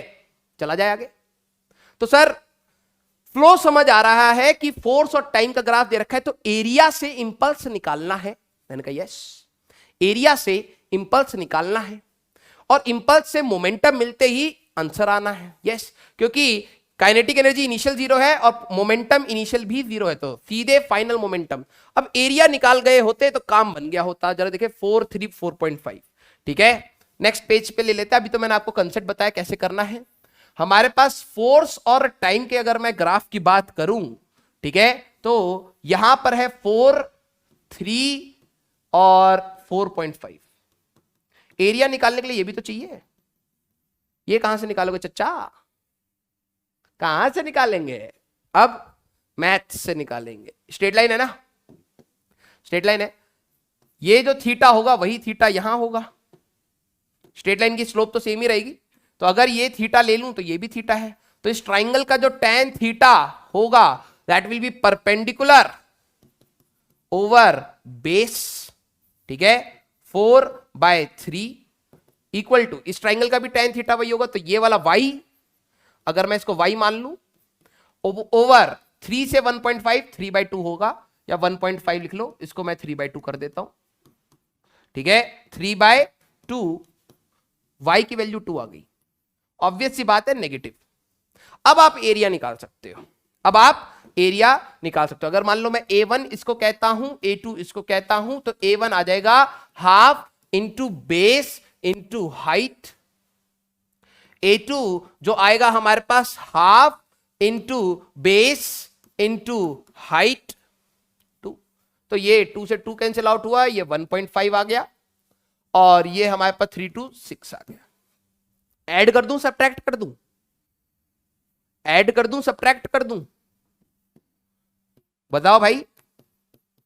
Total area P2 minus P1 है, और P1 तो P इनिशियल तो 0 है, तो इसका कोई पंगा ही नहीं। टोटल एरिया अब गड़बड़ हो सकती है। दो ऑप्शन थे सर, दोनों एरिया को ऐड करना चाहिए सब्ट्रैक्ट। ध्यान से देखो, जब मैं इंपल्स मोमेंटम थ्योरम के क्वेश्चन कराए थे, अब जो बच्चे कहां कराए वो आप ढूंढो, आप ढूंढो। यही होता है रेगुलर ना रहने का नुकसान। ठीक है, जब मैंने आपको इंपल्स मोमेंटम थ्योरम पढ़ाया था, मैंने कहा था जब फोर्स वेलोसिटी, फोर्स पॉजिटिव है तो वेलोसिटी बढ़ने की कोशिश करेगी। ठीक है, फोर्स नेगेटिव है तो वेलोसिटी कम होने की कोशिश करेगी, रिटार्ड करेगा, तो मोमेंटम भी कम होगा। यहां पर रेस्ट से स्टार्ट हुआ। लॉजिकली देखो, u की वैल्यू 0 है और इन सभी पॉइंट पर फोर्स पॉजिटिव है। 3 सेकंड तक फोर्स हमारे पास पॉजिटिव है। फोर्स पॉजिटिव डायरेक्शन में लगाओगे तो वेलोसिटी बढ़ेगी, तो मोमेंटम बढ़ रहा होगा। उसके बाद मोमेंटम यहां तक कुछ आ गया है, एरिया से पता लग गया, लेकिन फिर आप फोर्स नेगेटिव कर रहे हो तो हमारे पास ये मोमेंटम को घटाएगा। तो ऊपर वाला एरिया पॉजिटिव लोगे, नीचे वाला एरिया नेगेटिव लोगे, तो उसको 3/2 कर लो। ठीक है, तो that will be equal to P final. 6 दूनी 12, 12 में से 3 गए 9/2 P फाइनल। तो काइनेटिक एनर्जी फाइनल निकाल सकते थे P²/2m, तो ये आ जाएगा बेटा 81/4। ठीक है, इंटू 2 इंटू मास कितना दे रखा था बेटा, 2 kg का। ठीक है, तो हमारे पास 4, ये भी हो गया 81/16। ठीक है, यही आया ना हमारे पास 4 4 4 16। ठीक है, 81/16 अगर हम लोग बात करें तो अप्रोक्सीमेटली 5 के आसपास आ जाएगा ना। ठीक है, 6 पंजे 30 और 5 से 80, खत्म। 2010 का क्वेश्चन है, चला जाए आगे। ठीक है बेटा, तो नेक्स्ट क्वेश्चन देखा जाए। अगला क्वेश्चन 2002 2 मार्क्स का। ठीक है, लेकिन क्वेश्चन अच्छा है। ठीक है, अगर हम लोग देखें कि हमारे पास ये क्वेश्चन में क्या है, a particle which is constrained to move along x axis is subjective to a force in the same direction which is varying with the distance. हमें फोर्स दे दिया है Fx, ठीक है, that is -kx plus ax cube. ध्यान से देखना, force दे दिया है। ठीक है, where k and a are e होना चाहिए यहां पर, r पॉजिटिव कांस्टेंट। ठीक है, for x equal to 0 the functional form of potential energy. अब आपको फोर्स देके x u पूछा है। अब मैंने आपको क्वेश्चन कराया है, F is equal to -du, क्योंकि x का है तो -du/dx से आप निकाल सकते हो। और मैंने आपको हमेशा कहा था this is negative of slope of u versus x, है ना। अब एनालिसिस से भी जा सकते हो, इंटीग्रेशन से भी जा सकते हो, आपको ग्राफ का एरिया ढूंढना है। मतलब बेसिकली इन ग्राफ्स का जो स्लोप का नेगेटिव है दैट इज फोर्स, हम लोगों ने डिस्कस भी किया था। अब जरा देखो, अगर मैं इसको एनालाइज करूं तो फोर्स की वैल्यू जीरो कब कब हो सकती है, जरा देखा जाए, माइनस के एक्स प्लस ए एक्स क्यूब, ठीक है, जीरो इक्वल टू माइनस, अगर मैं x कॉमन ले लूं तो x कॉमन लेते हैं माइनस के प्लस ए एक्स स्क्वायर, तो x की वैल्यू जीरो पर भी स्लोप जीरो, फोर्स जीरो होना चाहिए, मतलब स्लोप जीरो। और जैसे आप इसको रखोगे तो x की वैल्यू हमारे पास k बाय ए का रूट पर भी फोर्स जीरो होना चाहिए और स्लोप जीरो होना चाहिए। दो तो ये आ गए, है ना। तो अगर मैं ध्यान से देखूं x इक्वल टू जीरो पर स्लोप जीरो नहीं है तो ये गया, x इक्वल टू जीरो पर स्लोप नहीं है, ये वाला तो ग्राफ मैंने आपको एक्सप्लेन भी किया था केमिकल बॉन्डिंग वाले से, ये दोनों तो गए। यहां पर स्लोप जीरो है, x इक्वल टू जीरो और x इक्वल टू जीरो, और एक x की कोई पॉजिटिव वैल्यू पर भी स्लोप जीरो है, नो डाउट ये तो सही है यार। दो ऑप्शन अटक गए, है ना, दो ऑप्शन अटक गए, लेकिन दो ऑप्शन तो एलिमिनेट हो गए, ठीक है। Slope not zero, slope not zero at x equal to zero, तो ये दोनों तो हटा दिए मैंने, अब इन दोनों में से देखना है। तो मैंने कहा यार अब फोर्स से तो नहीं कर पाएंगे हम, अब हम लोग फोर्स से तो नहीं कर पाएंगे। इन दोनों ग्राफ में बस एक ही डिफरेंस है कि यहां पर पोटेंशियल एनर्जी का ग्राफ यहां पे जीरो नहीं हो रहा, इसका सिर्फ एक ही रूट आ रहा है x इक्वल टू जीरो, और इसका एक रूट और आ रहा है ना, इसका एक रूट और आ रहा है पॉजिटिव x में। तो मैंने कहा यार अब तो हमें पोटेंशियल एनर्जी निकालना ही पड़ेगा, लेट्स कैलकुलेट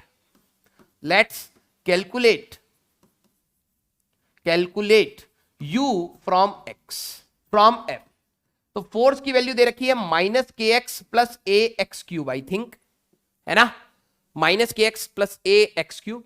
तो अगर मैं इसको minus d u by d x रख दूं तो माइनस के एक्स प्लस ए एक्स क्यूब, ठीक है। तो ये D u by d x की अगर आप बात करोगे तो के x minus a x cube आ जाएगा। तो डी यू की बात करोगे तो के x D x minus a x cube D x आ जाएगा। इंटीग्रेट करने के बाद ये u बनेगा, ये के एक्स स्क्वायर बाय 2 बनेगा, ठीक है, माइनस ए एक्स की पावर 4 बाय 4, कुछ ऐसा बनता, ठीक है, कुछ ऐसा बनता। अब जरा देखें, मैं इसी चीज को ऐसे लिख लूं तो एक्स स्क्वायर कॉमन लेते ही के by 2 minus a x square by 4 लिख सकता हूं, है ना। तो बेसिकली u कहां पर जीरो होगा, u can be zero at, u कहां पर होगा, एक तो x की वैल्यू जीरो डालने पर होएगा, है ना, और एक यहां से आ जाएगा at zero, and when k by 2 equal to a x square by 4, तो x की वैल्यू प्लस माइनस समथिंग कुछ आ जाएगी, मतलब दो बार होना चाहिए, एक जीरो पर और एक प्लस में भी। ये ग्राफ एक्चुअली में ऐसा बनता, ठीक है, ये ग्राफ एक्चुअली में ऐसा बनता। तो हमारे पास एक कोइंसाइडिंग रूट आ गए, दो डिफरेंट रूट आ जाएंगे प्लस और माइनस, लेकिन उन्होंने प्लस एक्स की बात करी तो प्लस एक्स का रूट एक आना चाहिए, यहां पे नहीं आ रहा, डी आंसर। अब देखो ये आपका 2 मार्क्स में जेई ने दे दिया था स्क्रीनिंग में 2002 में, स्क्रीनिंग में, ठीक है, तो अच्छा क्वेश्चन है। चला जाए आगे, अगला क्वेश्चन 1985 6 मार्क्स का। सर इतना पुराना क्वेश्चन क्यों, क्योंकि ये आपका थ्योरी स्ट्रॉन्ग करेगा, ठीक है। A string with one end fixed, एक स्ट्रिंग है fixed with rigid wall passes over fixed frictionless pulley at a distance of 2 metre, ये पूरा 2 मीटर है, ठीक है, from the wall, has a point mass m equal to 2 kg attached to it at a distance of 1 metre from the wall, मतलब ये हमारे पास 1 metre है और ये हमारे पास 1 मीटर है। The mass 0.5 kg attach to the free end, ये 0.5 kg है, ये हमारे पास 2 kg है, ठीक है। Free and is held at rest so that the string is horizontal between the wall and the pulley and vertical beyond the pulley, ठीक है, मतलब इसके बाद vertical है, इसके बाद horizontal, इससे पहले horizontal है। What will be the speed with which the mass m will hit the ball, ठीक है, when the mass is released। पहले तो आपको प्रोसेस समझना है हुआ क्या, पहले तो आपको प्रोसेस समझना है कि हुआ क्या। ये 2 kg का है, ये इधर है। अगर ये सिस्टम नहीं होता 2 kg को छोड़ते तो ये नीचे जाने की कोशिश करता, लेकिन ये सर्कुलर पार्ट में ऐसे स्विंग कर जाएगा, क्योंकि 1 मीटर फिक्स है तो 1 मीटर पे स्विंग कर जाएगा। इतना तो समझ आया। इस वाले पॉइंट से ये जो ब्लॉक है जब ये हिट करेगा तो ये धागा ऐसे हो जाएगा, ये वाला धागा यहां से खींचते खींचते इसके साथ ऐसे हो जाएगा, तो ये ऊपर भागेगा। समझ रहे हो? हमने क्या कहा, ये 1 मीटर है, इसको छोड़ोगे तो ये 1 मीटर पे घूम के इधर हिट करेगा, तो ये 1 मीटर का धागा खींचते खींचते ऐसे हो जाएगा, तो ये ऊपर भागेगा। तो हमें स्पीड बतानी है, विद व्हाट स्पीड ये कितनी स्पीड से इसको हिट करेगा। जब ये with what speed m will hit the wall when mass is released, जब आप इसको छोड़ोगे तो कितनी स्पीड से हिट करेगा। This is a very beautiful question. ठीक है, अब आप उस समय देखना 85 का क्वेश्चन है। 85 हो सकता है आपके शायद 20 साल पहले हो गए आपके जन्म से अप्रोक्सीमेटली। ठीक है, आओ जरा इस क्वेश्चन को देखें। और उस समय जो तो भैया कोचिंगें भी नहीं होती थी, सोचो उन लोगों से ऐसे पूछ लेते थे। अभी तो आपके पास 1000 चीजें हैं, यूट्यूब पे कंटेंट है, ये है वो है, तो मेंस का क्वेश्चन नहीं होते, मोटिवेशन नहीं मिलता सर, हम कैसे करें, क्योंकि स्पून फीडिंग चल रही है ना। उन लोगों का सोचो, घर वाले ना ये भी नहीं बोलते थे पढ़ लो, उस समय कहते थे जाओ खेती करो पहले, ठीक है, पहले खाने का जुगाड़ो फिर पढ़ाई का देखना। उसमें लोग सोचते थे कि कैसे रैंक निकालनी है। और अब अपने आप को देख लो, सब कुछ मिल रहा है, घर वाले बैठ के पूछते हैं बेटा पढ़ ले तू, हम बाहर जाके काम कर लेंगे। लेकिन ना, कैसे जी, हमें तो पहले पूरा आराम चाहिए, 2 घंटा मोटिवेशन वीडियो देखेंगे 2 मीटर। मैं तेज इसलिए नहीं बोल रहा हूं क्योंकि ये माइक बेटा कभी भी दगाबाजी कर सकता है, आवाज इसमें से ट्रिप हो जाती है। और अगर आवाज दिक्कत आ रही हो, क्योंकि मैंने अभी तक चेक नहीं करा है, अगर आवाज दिक्कत आ रही है तो इसलिए मैं धीरे बोल रहा हूं कि कहीं कोई पंगा ना आए।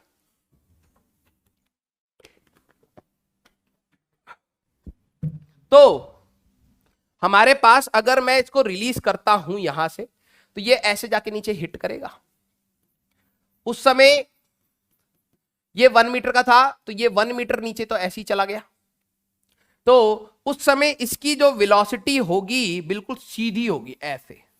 ठीक है, मैं कैपिटल VM कह देता हूं इसको।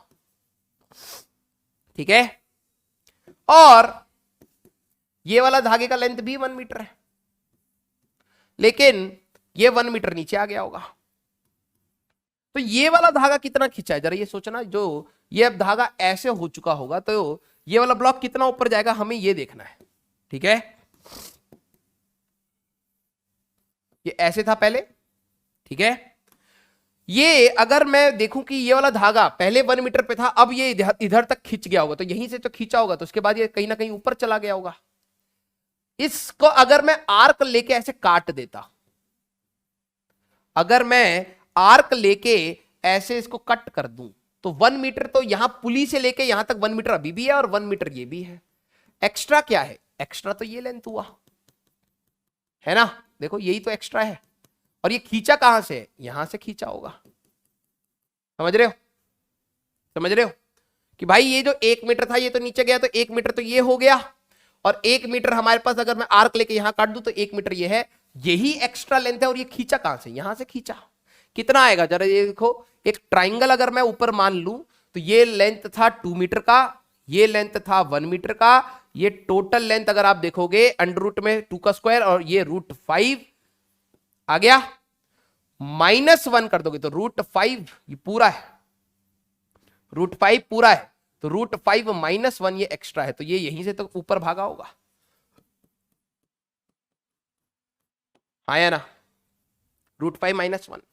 ठीक है, तो थोड़ी देर के बाद सिनेरियो पता क्या बना, ये इसको हिट कर रहा है, ये वाला ब्लॉक ऊपर चला गया है इतने लेंथ, और इसके पास कुछ वेलोसिटी होगी v(m). क्या दोनों की वेलोसिटी सेम होगी, नहीं नहीं। अब आपको यही चीज देखनी है। सर वर्क एनर्जी थ्योरम लगा लेते हैं, मैंने कहा लगाओ वर्क एनर्जी थ्योरम। ग्रेविटी ने इस पे अगर देखूं, इसका वेट नीचे है, ग्रेविटी ने इस पे 1 मीटर नीचे काम किया है, तो +mg × 1 मीटर, मैंने कहा बिल्कुल सही। ग्रेविटी ने इस पे नेगेटिव काम किया है, -mg × √5 -1, मैंने कहा बिल्कुल सही। फ्रिक्शन है नहीं, tension work done 0, internal force. Final kinetic energy की अगर मैं बात करूं तो इसके पास एक हुई ½ कैपिटल M × VM का square minus half small m into V small m का स्क्वायर, है ना। कैपिटल M पता है, स्मॉल m पता है, सब कुछ पता है, Vm मेरे को एक और रिलेशन चाहिए होगा, अदरवाइज नहीं होगा, है ना। कैसे करोगे? अब जरा देखो, इसकी वेलोसिटी हमारे पास, अब यहां पे कंस्ट्रेंट यूज करना था, इसकी वेलोसिटी Vm ये है, और जो यहां से धागा गया इसकी वेलोसिटी हमारे पास स्मॉल Vm ये है। आपको पता है velocity along the length of string, velocity along length of string same होगी, और अगर ये सेम है तो आप कंस्ट्रेंट मोशन के हिसाब से, अब जरा ध्यान से देखो, धागा कहीं ना कहीं ऐसे है, तो अगर ये थीटा है तो ये थीटा हुआ, है ना हमारे पास। अगर देखूं तो अगर मैं यहां थीटा ले रहा हूं तो अच्छा ये उल्टा बना दिया मैंने, हमारे पास जो ये वाला लेंथ है वो कुछ ना कुछ ऐसा होगा,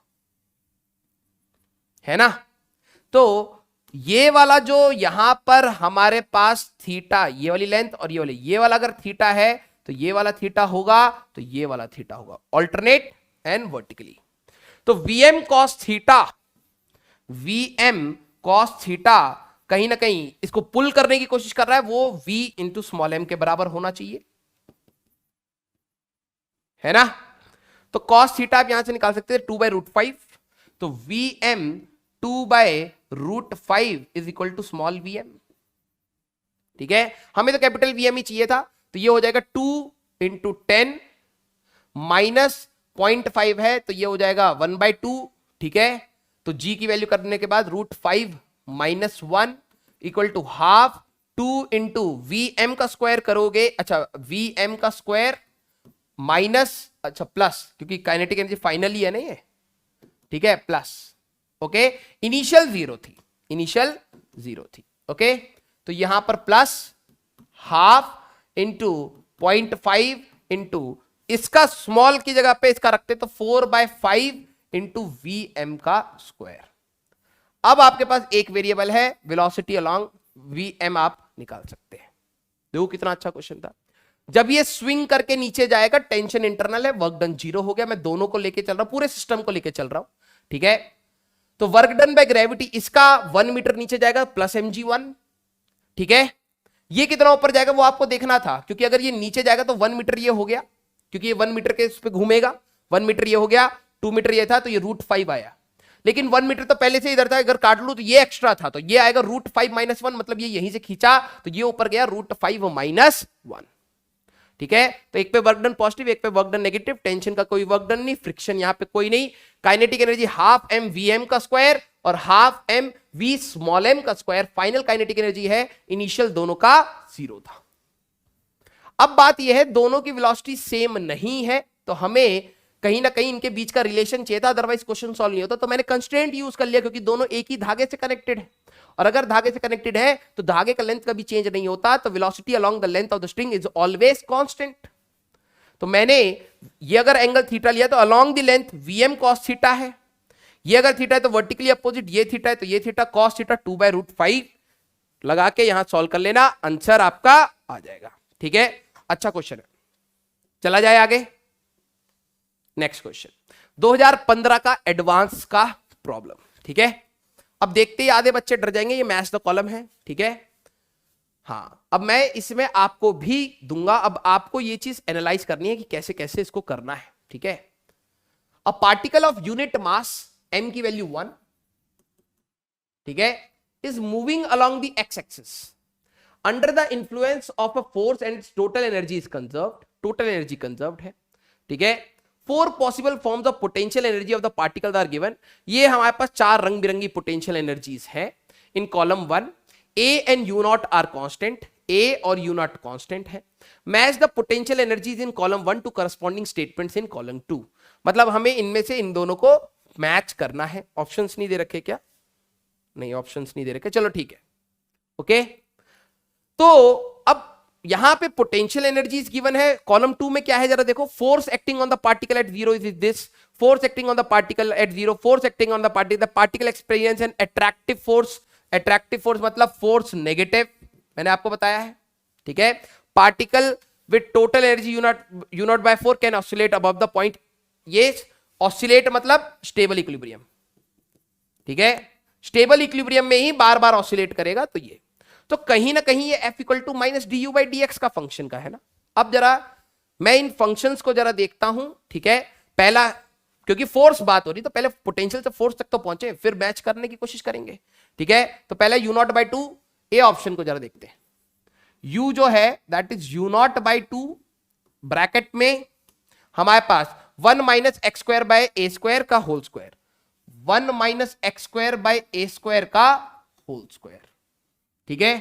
तो इसका जो फोर्स निकालते वो होता माइनस, फोर्स की बात करते तो ये आता हमारे पास minus of d u by d x, क्योंकि एक्स में चेंज हो रहा है।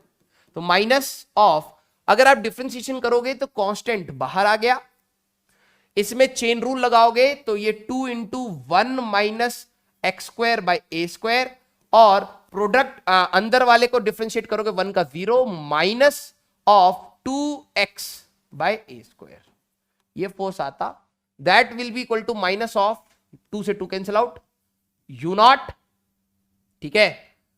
यहां पर आएगा minus 2 u naught x by a square into 1 minus x square by a square, ये आता, और माइनस माइनस पॉजिटिव, तो ये आ जाएगा हमारे पास 2 u naught x by a square into 1 minus x square by a square, ठीक है। यही तो आया। अब बात यह है, इस क्वेश्चन में अगर आप देखो तो इस क्वेश्चन में रिक्वायरमेंट क्या है, इस क्वेश्चन में रिक्वायरमेंट है डिफरेंशिएशन की।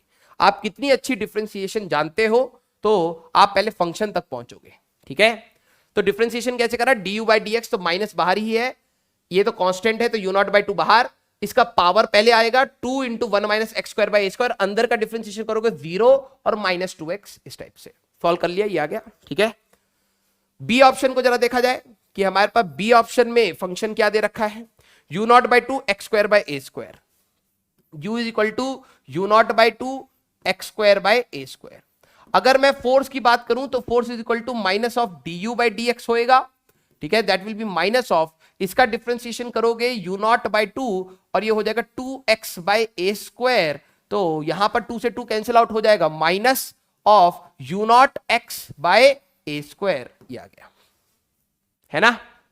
नेक्स्ट का देखते हैं, सी ऑप्शन, ठीक है। फंक्शन क्या दे रखा है, यू नॉट बाई टू, यही वाला फंक्शन है, एक्सपोनेंशियल ई की power minus x square by a square, ठीक है।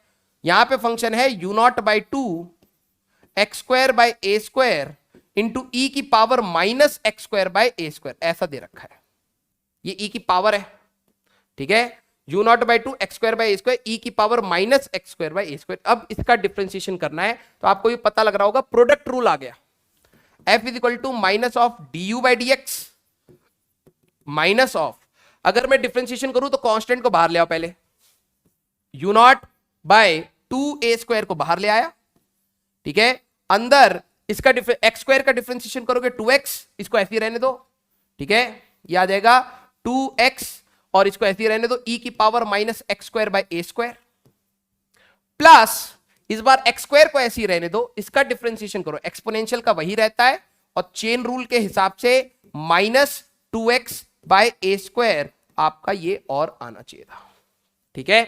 तो यहां पर आंसर आएगा minus u naught by 2a square, ठीक है, और अंदर अगर हम लोग देखें तो 2x e की power minus x square by a square, और यहां पर माइनस इधर हो जाएगा 2x cube by a square e की power minus x square by a square, ये सी ऑप्शन के का फोर्स है।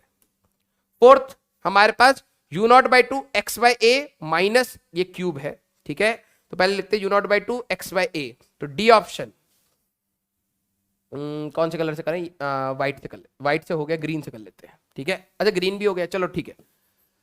u है बेटा हमारे पास यू नॉट बाई टू, ठीक है, u not by two x minus a 1/3, ठीक है, x by a minus 1/3 x cube by a cube, ठीक है, हमारे पास u not by two x by a minus 1/3 x cube by a cube, हमारे पास ये था। अगर मैं इसका डिफरेंशिएशन करूंगा तो minus of d u by d x ठीक है, minus d u by d x अगर आप डिफ्रेंशिएट करते तो minus of whole differentiation u not by two x का एक्स बाई ए का डिफ्रेंशिएशन 1 बाई ए क्योंकि कांस्टेंट है, ठीक है, और यहां पे बात करोगे minus 3x square upon 3a cube, ऐसे minus u not by two इस टाइप से, और a भी कॉमन ले सकते हैं, 1 minus 3 cancel out, x square by a square. ये तो अभी फोर्स निकाले हैं, अभी तो एनालिसिस है, ठीक है, अब वो मैंने आपको निकालने सिखा दी है। Force acting on the particle is 0 at x equal to 1।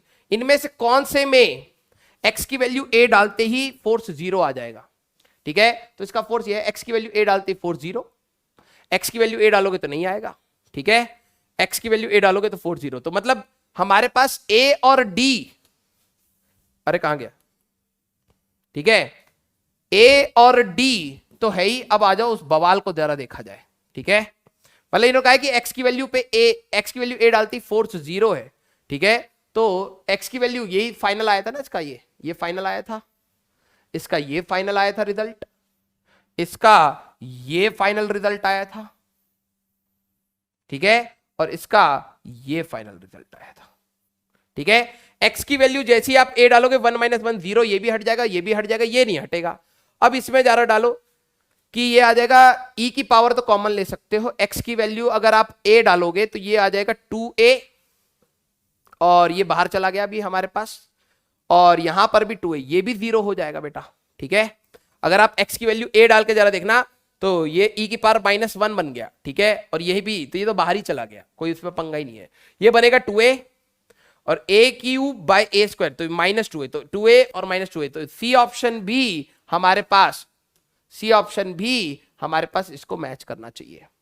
तो force acting at the particle is 0 at x equal to 0, हमारे पास कौन है भैया, x की वैल्यू 0 पे ये भी आ जाएगा, ये भी आ जाएगा, x की वैल्यू 0 पे ये भी आ जाएगा, x की वैल्यू 0 पे ये नहीं आएगा, तो ए बी सी, ठीक है, अरे रे रे, ए बी सी ऑप्शन आपको दिखेंगे।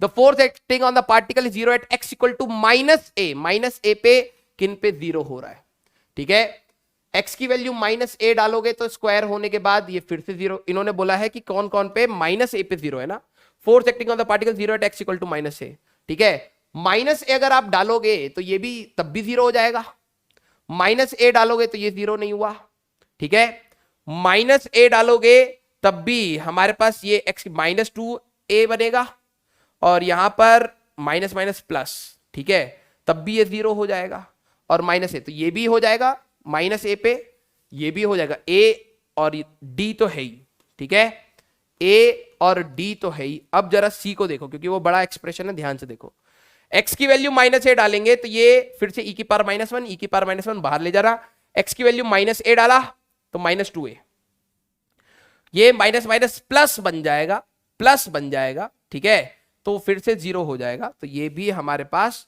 आएगा, तो सी ऑप्शन भी आएगा। The force experience as an attractive force towards x equal to 0 if region is x less than a। अब आपको ये चीज देखनी है, अगर x की वैल्यू लेस देन a है, ठीक है, मान लो a/2 डाल लेना, ठीक है, a/2, तो अगर आप इसको a/2 डालोगे तो ये 1/4, तो ये पॉजिटिव आ जाएगा, positive force is repulsion. x की वैल्यू a/2 डालोगे फोर्स नेगेटिव, तो अट्रैक्शन, तो बी ऑप्शन हमारे पास, अरे बाप रे बाप, बी ऑप्शन हमारे पास है ना, अट्रैक्टिव फोर्स मींस हमारे पास अट्रैक्शन, ठीक है, तो नेगेटिव आना चाहिए, ठीक है, तो अब आप देखना बस a/2 डालते चले जाना और जरा देख लेना किस किस पे नेगेटिव है। इसमें a/2 डालोगे x की वैल्यू a/2 तो नहीं आएगा क्योंकि ये पॉजिटिव है, ये भी पॉजिटिव आ जाएगा, ये नहीं आएगा, ये आ जाएगा।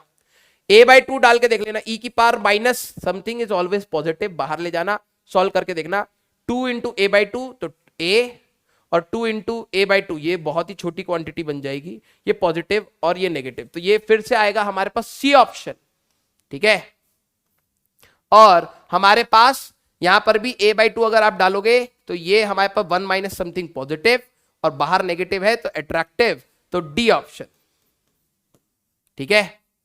The particle with total energy u0/4 can oscillate about the point x equal to minus a. अब आपको यहां पर यह देखना है x equal to minus a means हमारे पास इनका differentiation d by d x जो हम लोगों ने डिफरेंशिएशन करा है हमारे पास। अब ये आपके लिए होमवर्क है बेटा, स्टेबल और अनस्टेबल, ठीक है। ऑसिलेट तभी करेगा जब स्टेबल इक्विलिब्रियम होगा, ठीक है। इन सभी के लिए फोर्स जीरो, आप फंक्शन मैंने बना दिया, फोर्स जीरो डालो और जरा देखो x इक्वल टू माइनस ए किसका रूट आ रहा है और चेक करो डबल डिफरेंशिएशन से कि मैक्सिमा है या मिनिमा है। एडवांस का क्वेश्चन, ठीक है। देख सकते हो कितना टाइम लेगा, 2015 का मैच द कॉलम एडवांस है, ठीक है। और ये कम से कम 20 या 25 मार्क का होगा क्वेश्चन, क्योंकि हर ऑप्शन 4 या 5 मार्क का है, ठीक है। तो एक ही क्वेश्चन शिद्दत से कर लिए तो काम बन जाएगा यार, ठीक है। हर एक का मैचिंग 4 या 5 मार्क का था, तो अगर 4 भी है तो 20 मार्क का क्वेश्चन हो गया यार, और समय भी ले रहा है। सभी का डिफरेंशिएशन एनालिसिस एंड ऑल, ठीक है। ये आपके लिए होमवर्क है, आप ट्राई करना, ठीक है, कि हमारे पास स्टेबल इक्विलिब्रियम ऑसिलेट तभी करेगा स्टेबल इक्विलिब्रियम पे और x की वैल्यू माइनस ए पे फोर्स जीरो होना चाहिए पहली बात। तो किस पे माइनस ए पे फोर्स जीरो आ रहा है, ठीक है, एडीसी, इनमें ही इक्विलिब्रियम हो पाएगा, ठीक है।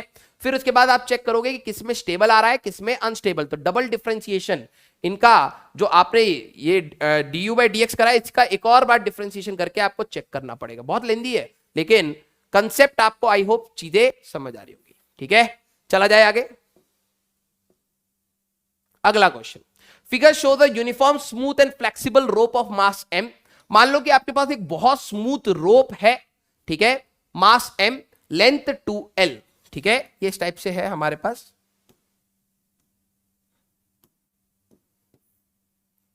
ये लेंथ हमारे पास 2, अच्छा 2l ऐसे ही दे रखा था यार, ठीक है, हमारे पास इस टाइप से,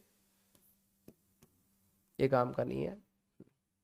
figure show the uniform smooth, ठीक है, uniform smooth and flexible rope of mass m and 2l is symmetrically supported on a nail a। आपने कई बार करा होगा यार, एक नेल ठुकी हुई है उसमें आपने रस्सी टांग दी, ठीक है, आप सिमेट्रिकली रखते हो कि गिरे ना, अगर एक साइड ज्यादा होती है तो वो स्लिप करके पूरी नीचे गिर जाती है ना, तो ये बिल्कुल स्मूथ है, ठीक है। आपने देखा सर हल्का सा करने पे तो नहीं होता क्योंकि आपका थोड़ा सा फ्रिक्शन होता है, रोक लेता है।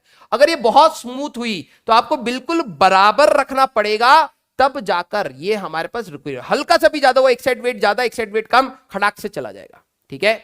अब इन्होंने पूछा है if due to a slight jerk, आपने हल्का सा इसको छेड़ दिया, द रोप स्टार्ट्स फॉलिंग, ये गिरना स्टार्ट होती है। Find it speed when it leaves of the nail, जब ये नेल को, अब ये रोप का क्वेश्चन है ना, चेन वाला टाइप का क्वेश्चन, इसी टाइप के में चेन हो जाता। उन्होंने कहा जब ये नीचे गिरने, जस्ट जब गिरने वाली होगी तब उसकी वेलोसिटी बताओ। मैंने कहा था सेंटर ऑफ मास से चलना इसमें, नहीं तो बहुत इरिटेट हो जाओगे। हमारे पास पहले अगर मैं सिनेरियो में देखूं तो बच्चों से गलती ये होगी, इसका सेंटर ऑफ मास ढूंढ के बताओ, सेंटर ऑफ मास कहां है इन दोनों का। अगर ये रोप का मास कितना दे दिया है, रोप का मास m लेके चलते हैं, लेंथ 2l है ना, तो ये वाला साइड l हो गया और ये साइड l हो गया। सेंटर ऑफ मास कहां पर होगा, और ये जस्ट जब छेड़ दोगे तो ये यहां से लेके रोप ऐसे हो गई होगी, है ना, ये रोप ऐसे हो गई होगी फॉल करने से के समय।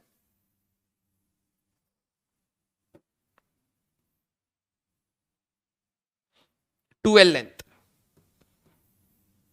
है ना, फॉल करते समय, क्योंकि स्लिप करेगी करते करते करते ऐसी सिनेरियो में आ जाएगी। अब मेरे को पहले ये बताओ, इसका पहले इनिशियल सेंटर ऑफ मास कहां पर है बेटा। कईयों को लगेगा सर रोप के तो सेंटर पे होता है, ज्योमेट्रिकल सेंटर आपने बताया था, गधे गधे। सोचो सोचो जब तक हम पानी पिए, क्या वहां पर टॉप पॉइंट, कुछ बच्चों को लगेगा गधे बोलने वाला था, यहां पर होगा सेंटर ऑफ मास। क्या होगा,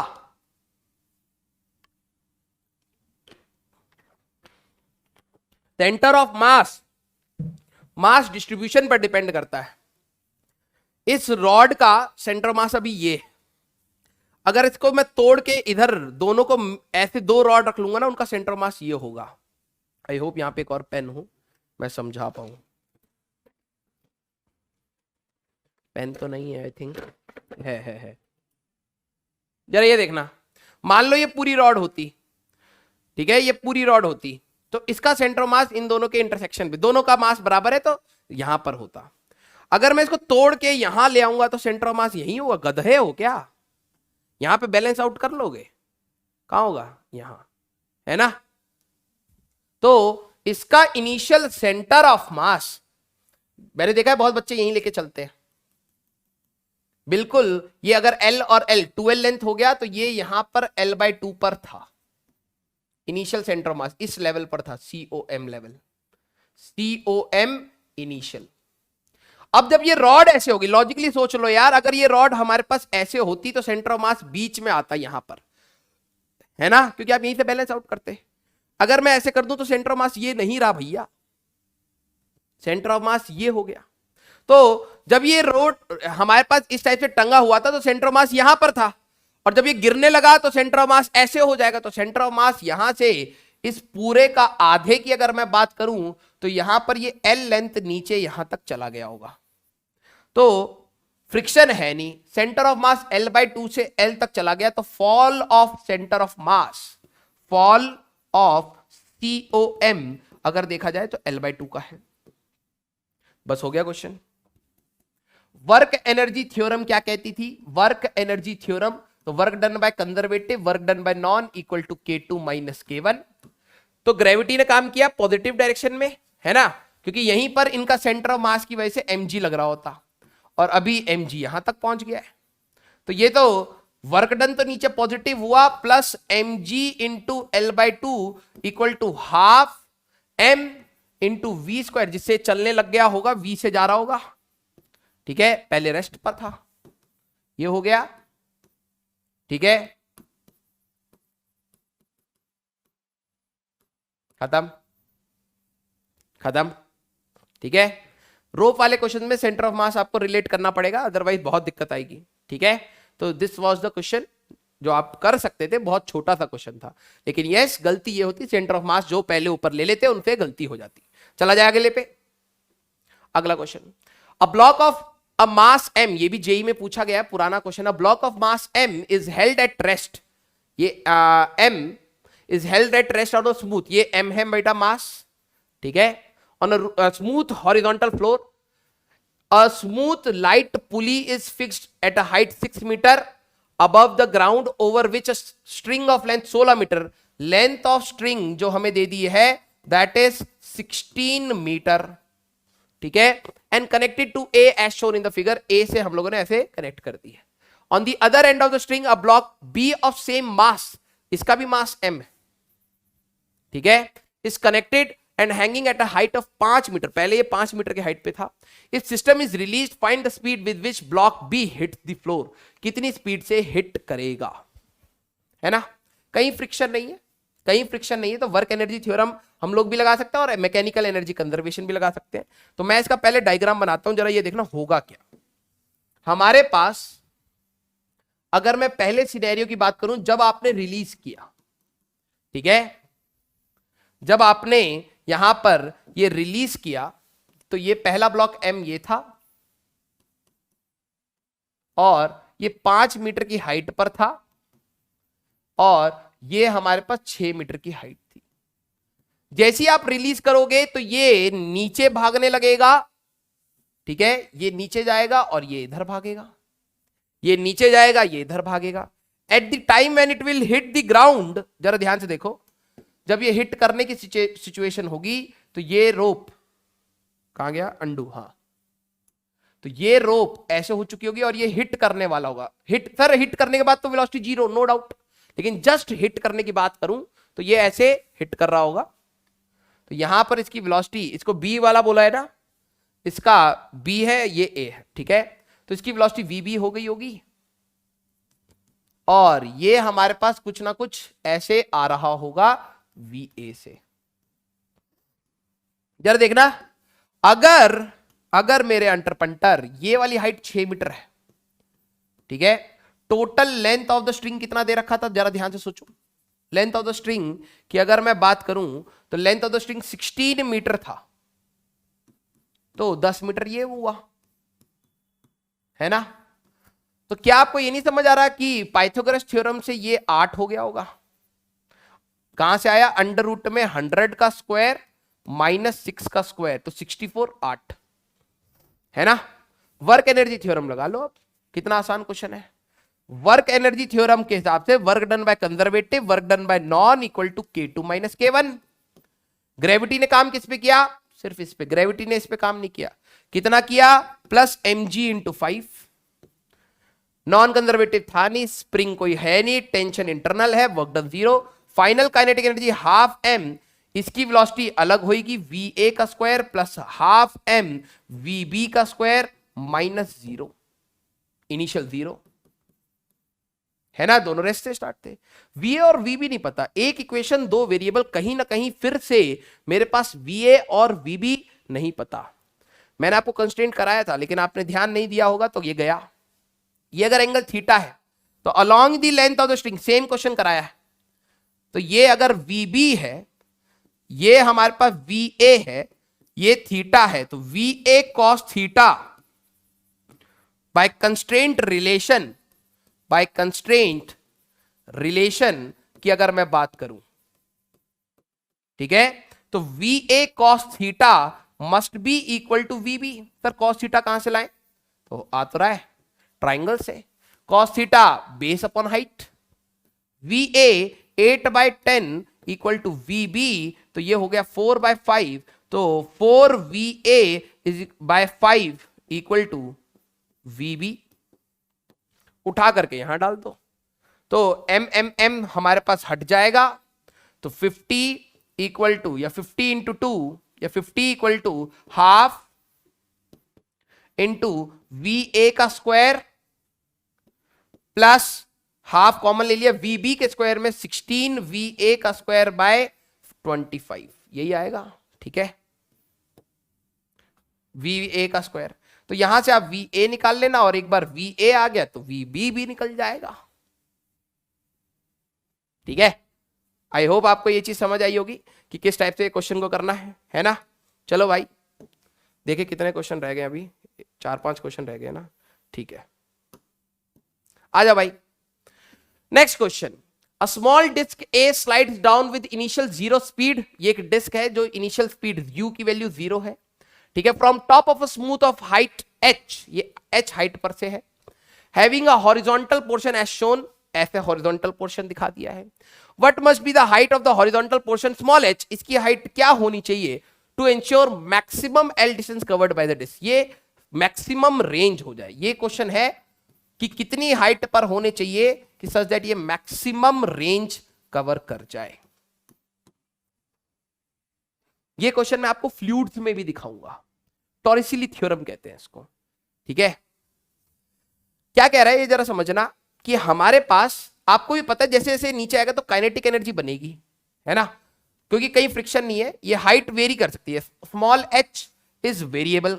आप चाहो तो h की वैल्यू छोटी कर दो, h की वैल्यू यहां रख दो, तो ट्रैक ऐसा हो जाएगा, मतलब आप वेरी कर सकते हो। उन्होंने कहा कि ऐसी h क्या रखी जाए, ऐसा h क्या रखा जाए सच दैट कि जब ये जाके दूर गिरे तो सबसे ज्यादा दूर गिरे, तो कहीं ना कहीं हमारे पास एक प्रोजेक्टाइल का क्वेश्चन होने वाला है। और आपको ही पता है अगर ये h वेरी करूंगा तो यहां पर इसके पास जो वेलोसिटी होगी v, वो अलग अलग आएगी, क्योंकि work done by gravity change हो जाएगा। अगर h यहां पर हुआ तो वर्क डन छोटा आएगा, तो काइनेटिक एनर्जी कम बनेगी, तो वेलोसिटी कम हुई। लेकिन टाइम ऑफ फ्लाइट, क्योंकि हॉरिजॉन्टल रेंज की अगर मैं बात करूं तो u इंटू अंडर रूट में 2h/g होगा, हाँ या ना। ये यहां पर अगर ये u वेलोसिटी अटेन कर गया, ये चलते चलते u हो गया, तो अंडर रूट में 2h/g टाइम है, तो ये h और u एक दूसरे पे डिपेंड कर रहे हैं। अगर h आप ज्यादा कर दोगे तो u कम हो जाएगा, h आप कम कर दोगे तो u ज्यादा हो जाएगा। तो हमारा ऐसा h क्या होना चाहिए कि रेंज मैक्सिमम हो। बहुत अच्छा क्वेश्चन है। मैक्सिमम वर्ड आते ही क्या आपके दिमाग में ये घंटी बजी? मैक्सिमा मिनिमा, मैक्सिमा और मिनिमा यूज करा जा सकता है ना। तो कहीं ना कहीं रेंज को मैक्सिमम करना था मेरे को, रेंज ही मैक्सिमम हो जाए, ठीक है। तो यहां से लेके यहां तक अगर ग्रेविटी की बात करी जाए, mg यहां तक आ गया mg, तो डिस्प्लेसमेंट कितना हुआ h - h का, फ्रिक्शन है नहीं, कोई और है नहीं, ठीक है। तो work done by gravity conservative plus non equal to half M we square minus 0, क्योंकि इनिशियली रेस्ट से था। तो वर्क डन बाय ग्रेविटी कितना होता, plus M G into H minus H equal to half M we square minus 0। M से M गया, V की बात करोगे रूट ऑफ वी की बात करोगे तो यह आ जाएगा हमारे पास root of 2gh minus h. इतनी वेलोसिटी से जा रहा है, तो रेंज क्या आ जाएगी, तो range will be u into under root में 2h बाई जी। तो u खुद था अंडर रूट में 2gh minus H under root में 2h बाय जी, है ना। रूट जी गया भैया, रूट टू 2 बना, अंडर रूट में यह आ जाएगा h minus H into H, या फिर अंडर रूट में एच माइनस एच स्क्वायर। ये आ गई रेंज। क्वेश्चन समझ आ रहा है हो क्या रहा है? दो केसेस बना देता हूं, अपने आप शायद थोड़ा सा हुआ। अगर मान लो ये हाइट ऐसे हो सकती थी, और दूसरा ऑप्शन है हाइट ऐसे भी हो सकती थी, कम हाइट। अगर आपने हाइट ज्यादा रखी तो वेलोसिटी कम हो गई, क्योंकि वर्क डन बाय, क्योंकि हाइट फॉल कम हुआ है तो वेलोसिटी कम होगी, लेकिन time of flight under root में 2h बाई जी बढ़ जाएगा। तो जब तक ये गिरेगा तो कुछ रेंज बनेगी। अगर आप हाइट कम कर दोगे तो वेलोसिटी बहुत ज्यादा बन जाएगी, लेकिन टाइम ऑफ फ्लाइट कम हो जाएगा, ठीक है। इस बार टाइम ऑफ फ्लाइट कम हो गया, वेलोसिटी बढ़ गई, तो रेंज हो सकता है बढ़ जाए। तो हमें कोई ऐसा प्रोडक्ट चाहिए, h की ऐसी वैल्यू चाहिए so that range is maximum, ठीक है। समझ रहे हो कंसेप्ट क्या हो गया, कि रेंज मैक्सिमम हो जाए। तो ये फंक्शन मेरे पास आ गया, range as a function of h, range as a function of h। h के साथ रेंज कैसे वेरी कर रही है पता है।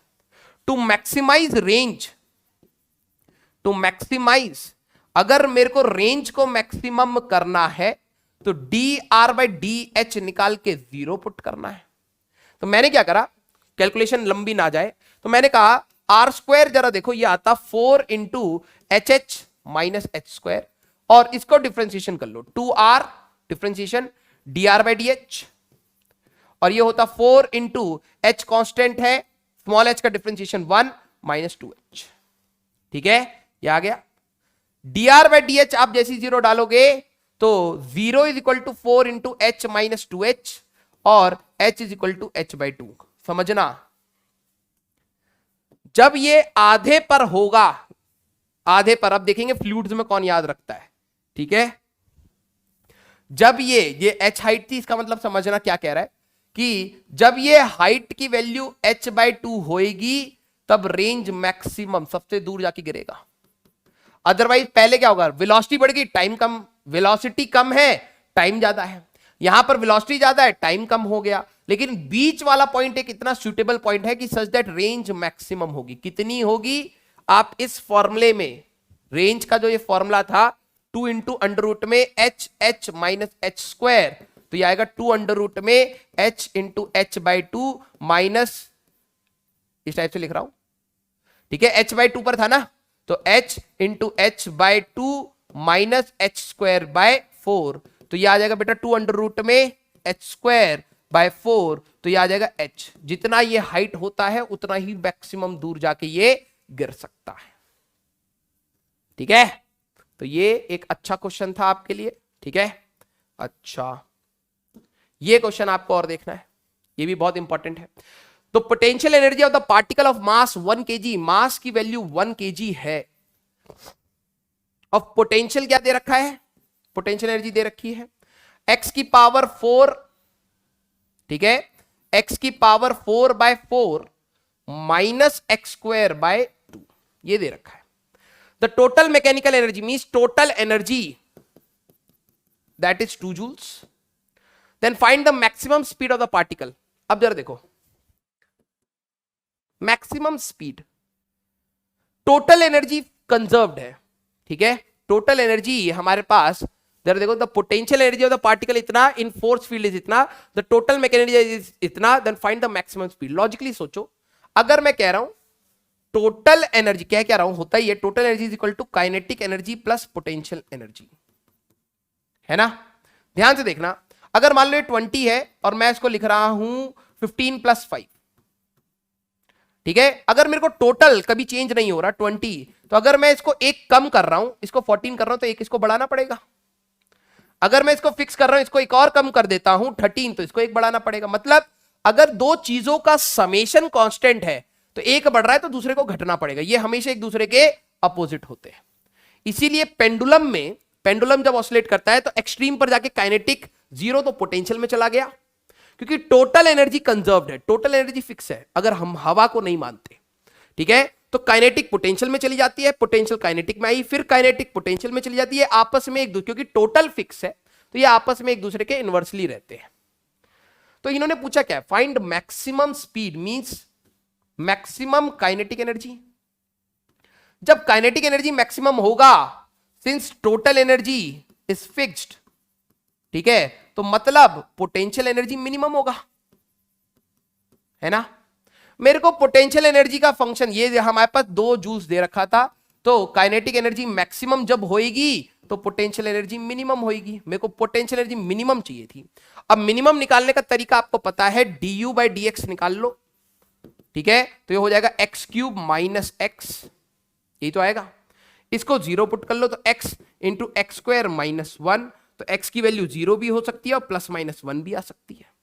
क्रिटिकल पॉइंट ज्यादा है तो चेक करना पड़ेगा किस पे मैक्सिमा है किस पे मिनिमा है।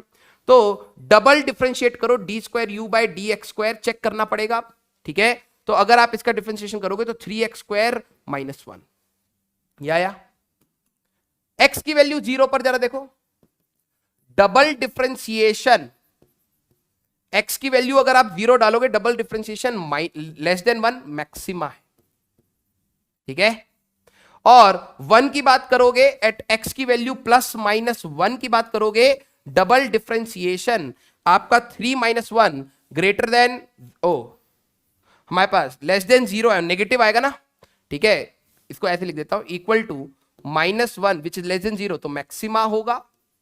और जब +-1 डालेंगे तो ये 2 आएगा, है ना, 2 आएगा, और 2 इज ग्रेटर देन 0, तो मींस मिनिमा। तो पोटेंशियल एनर्जी जहां मिनिमा होगी वहीं काइनेटिक एनर्जी मैक्सिमम होगा। तो x की वैल्यू +-1 पे पोटेंशियल एनर्जी मिनिमम है, तो मिनिमम पोटेंशियल एनर्जी अगर मेरे को निकालनी है विल बी एट x की वैल्यू +-1, वैल्यू डाल दो। तो u की बात करोगे तो 1/4 - 1/2, तो -1/4 आ गया, है ना।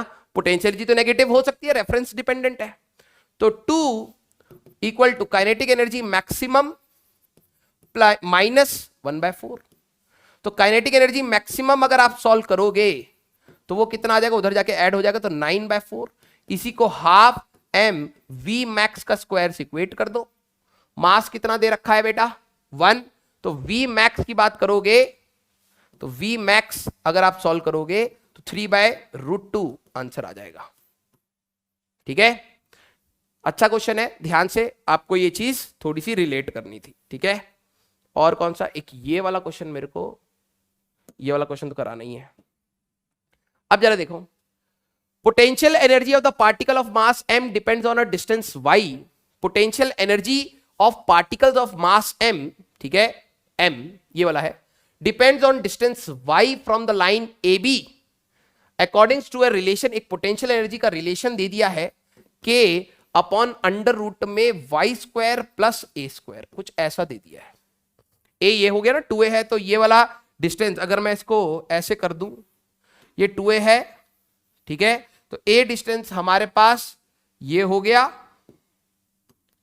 ये a है और ये भी a है, ठीक है। तो अब इन्होंने क्या दे रखा है, where k is positive constant, a particle of mass m is projected from points O on along the line AB. Find the minimum projection speed so that particle will cross point O. अब जरा देखना क्या कह रहा है यहां पर, बहुत अच्छा क्वेश्चन है, दिमाग लगाना पड़ेगा। पोटेंशियल एनर्जी जो इसकी है, जरा ये देखना, यहां पर हमारे पास पार्टिकल है कोई, उसकी वजह से किसी भी y पर, जैसे यहां पर हमारे पास किसी भी y पर जो पोटेंशियल एनर्जी, जिस potential energy at any y अगर मैं देखूं तो वो दे दिया है k अपॉन अंडर रूट में वाई स्क्वायर प्लस ए स्क्वायर, कुछ ऐसा दे दिया है ना? आवाज आ रही है ना? हाँ, मींस y की वैल्यू जैसी आप जीरो डालोगे, हर y पे अलग अलग पोटेंशियल एनर्जी। आप जरा देख के बताओ कि क्या पोटेंशियल एनर्जी बढ़ रही है घट रही है? क्या बढ़ रही है या घट रही है? अगर मैं y की वैल्यू जीरो डालूं तो पोटेंशियल एनर्जी जो आ जाएगा k बाय ए आ जाएगा, और जैसे जैसे आप y इंक्रीज करोगे डिनोमिनेटर इंक्रीज होएगा, पोटेंशियल एनर्जी कम होगी। मींस आप एक हाई या लो पोटेंशियल एनर्जी वाले पॉइंट से एक हाई पोटेंशियल एनर्जी वाले पॉइंट तक लेके जा रहे हो, यहां से यहां, है ना? जमीन से एक पर्टिकुलर हाइट, आपको वर्क डन करना पड़ेगा ना।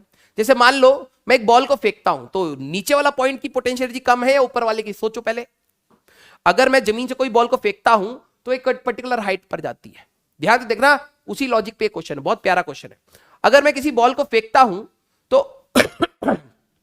अर्थ की एक पोटेंशियल एनर्जी है, ठीक है, अर्थ की ग्रेविटेशन फील्ड है, तो नीचे वाली हाइट, जमीन पे हम लोग अपना पोटेंशियल एनर्जी अगर जीरो कहते तो एच हाइट पर mgh कहते थे, हाई, है ना? लो पोटेंशियल, जैसे पानी एक हाई पोटेंशियल से लो फ्लो अपने आप करता है, लेकिन लो से हाई के लिए आपको वर्क डन करना पड़ता है। आपको अपने घर पे पानी की टंकी में पानी पहुंचाना है तो बिजली से आप मोटर से काम करवाते हैं, तभी वो पहुंचा पाता है। मींस लो पोटेंशियल एनर्जी से हाई पोटेंशियल एनर्जी तक ले जाने के लिए वर्क डन करना पड़ता है, या फेंकना पड़ेगा। पानी को फेंक दो तो चला जाएगा, या किताब को लेके फेंक दोगे तो चला जाएगा। हवा भी हाई प्रेशर से लो प्रेशर मूव करती है। एक रूम में बहुत ज्यादा हाई प्रेशर है और अचानक दूसरा रूम है जिसमें बहुत लो प्रेशर है, जैसे आप दरवाजा खोलोगे यहां से हवा भागेगी उधर तक। हीट भी हाई टेम्परेचर से लो टेम्परेचर फ्लो करती है ना? सिमिलरली यही आपको थॉट प्रोसेस लेना था कि ये क्या कह रहा है, find the minimum projection speed. मैं इसको कितने से फेंकूं कम से कम, क्योंकि ये खुद से नहीं जाएगा, क्योंकि यहां पे पोटेंशियल एनर्जी ज्यादा है, यहां पे ज्यादा है, यहां पर कम है। एक हाइट h पर अपने आप नहीं जाओगे, h हाइट पर से ब्लॉक को छोड़ूंगा तो नीचे आ जाएगा, क्योंकि यहां हाई पोटेंशियल एनर्जी है, यहां लो है, तो हाई पोटेंशियल एनर्जी से लो आराम से आ जाएगा। लेकिन लो से हाई जाने के लिए आपको फेंकना पड़ेगा या वर्क डन करना पड़ेगा। उन्होंने यही बोला कि मैं यहां पे इसको कितना v मिनिमम दे दूं, minimum, so that it will cross point O, इसको बस ये क्रॉस कर जाए। देखो कितना प्यारा क्वेश्चन है, ठीक है? यहां पर ये जो पार्टिकल्स है, ध्यान से देखना, ठीक है? हमारे पास एक पर्टिकुलर y पर आपने इसको फेंकना है। यहां की पोटेंशियल एनर्जी आपको पता है, मान लो ए पॉइंट, ये ए पॉइंट था, ये बी था, ये सी है, एंड ये ओ है। तो potential energy at any why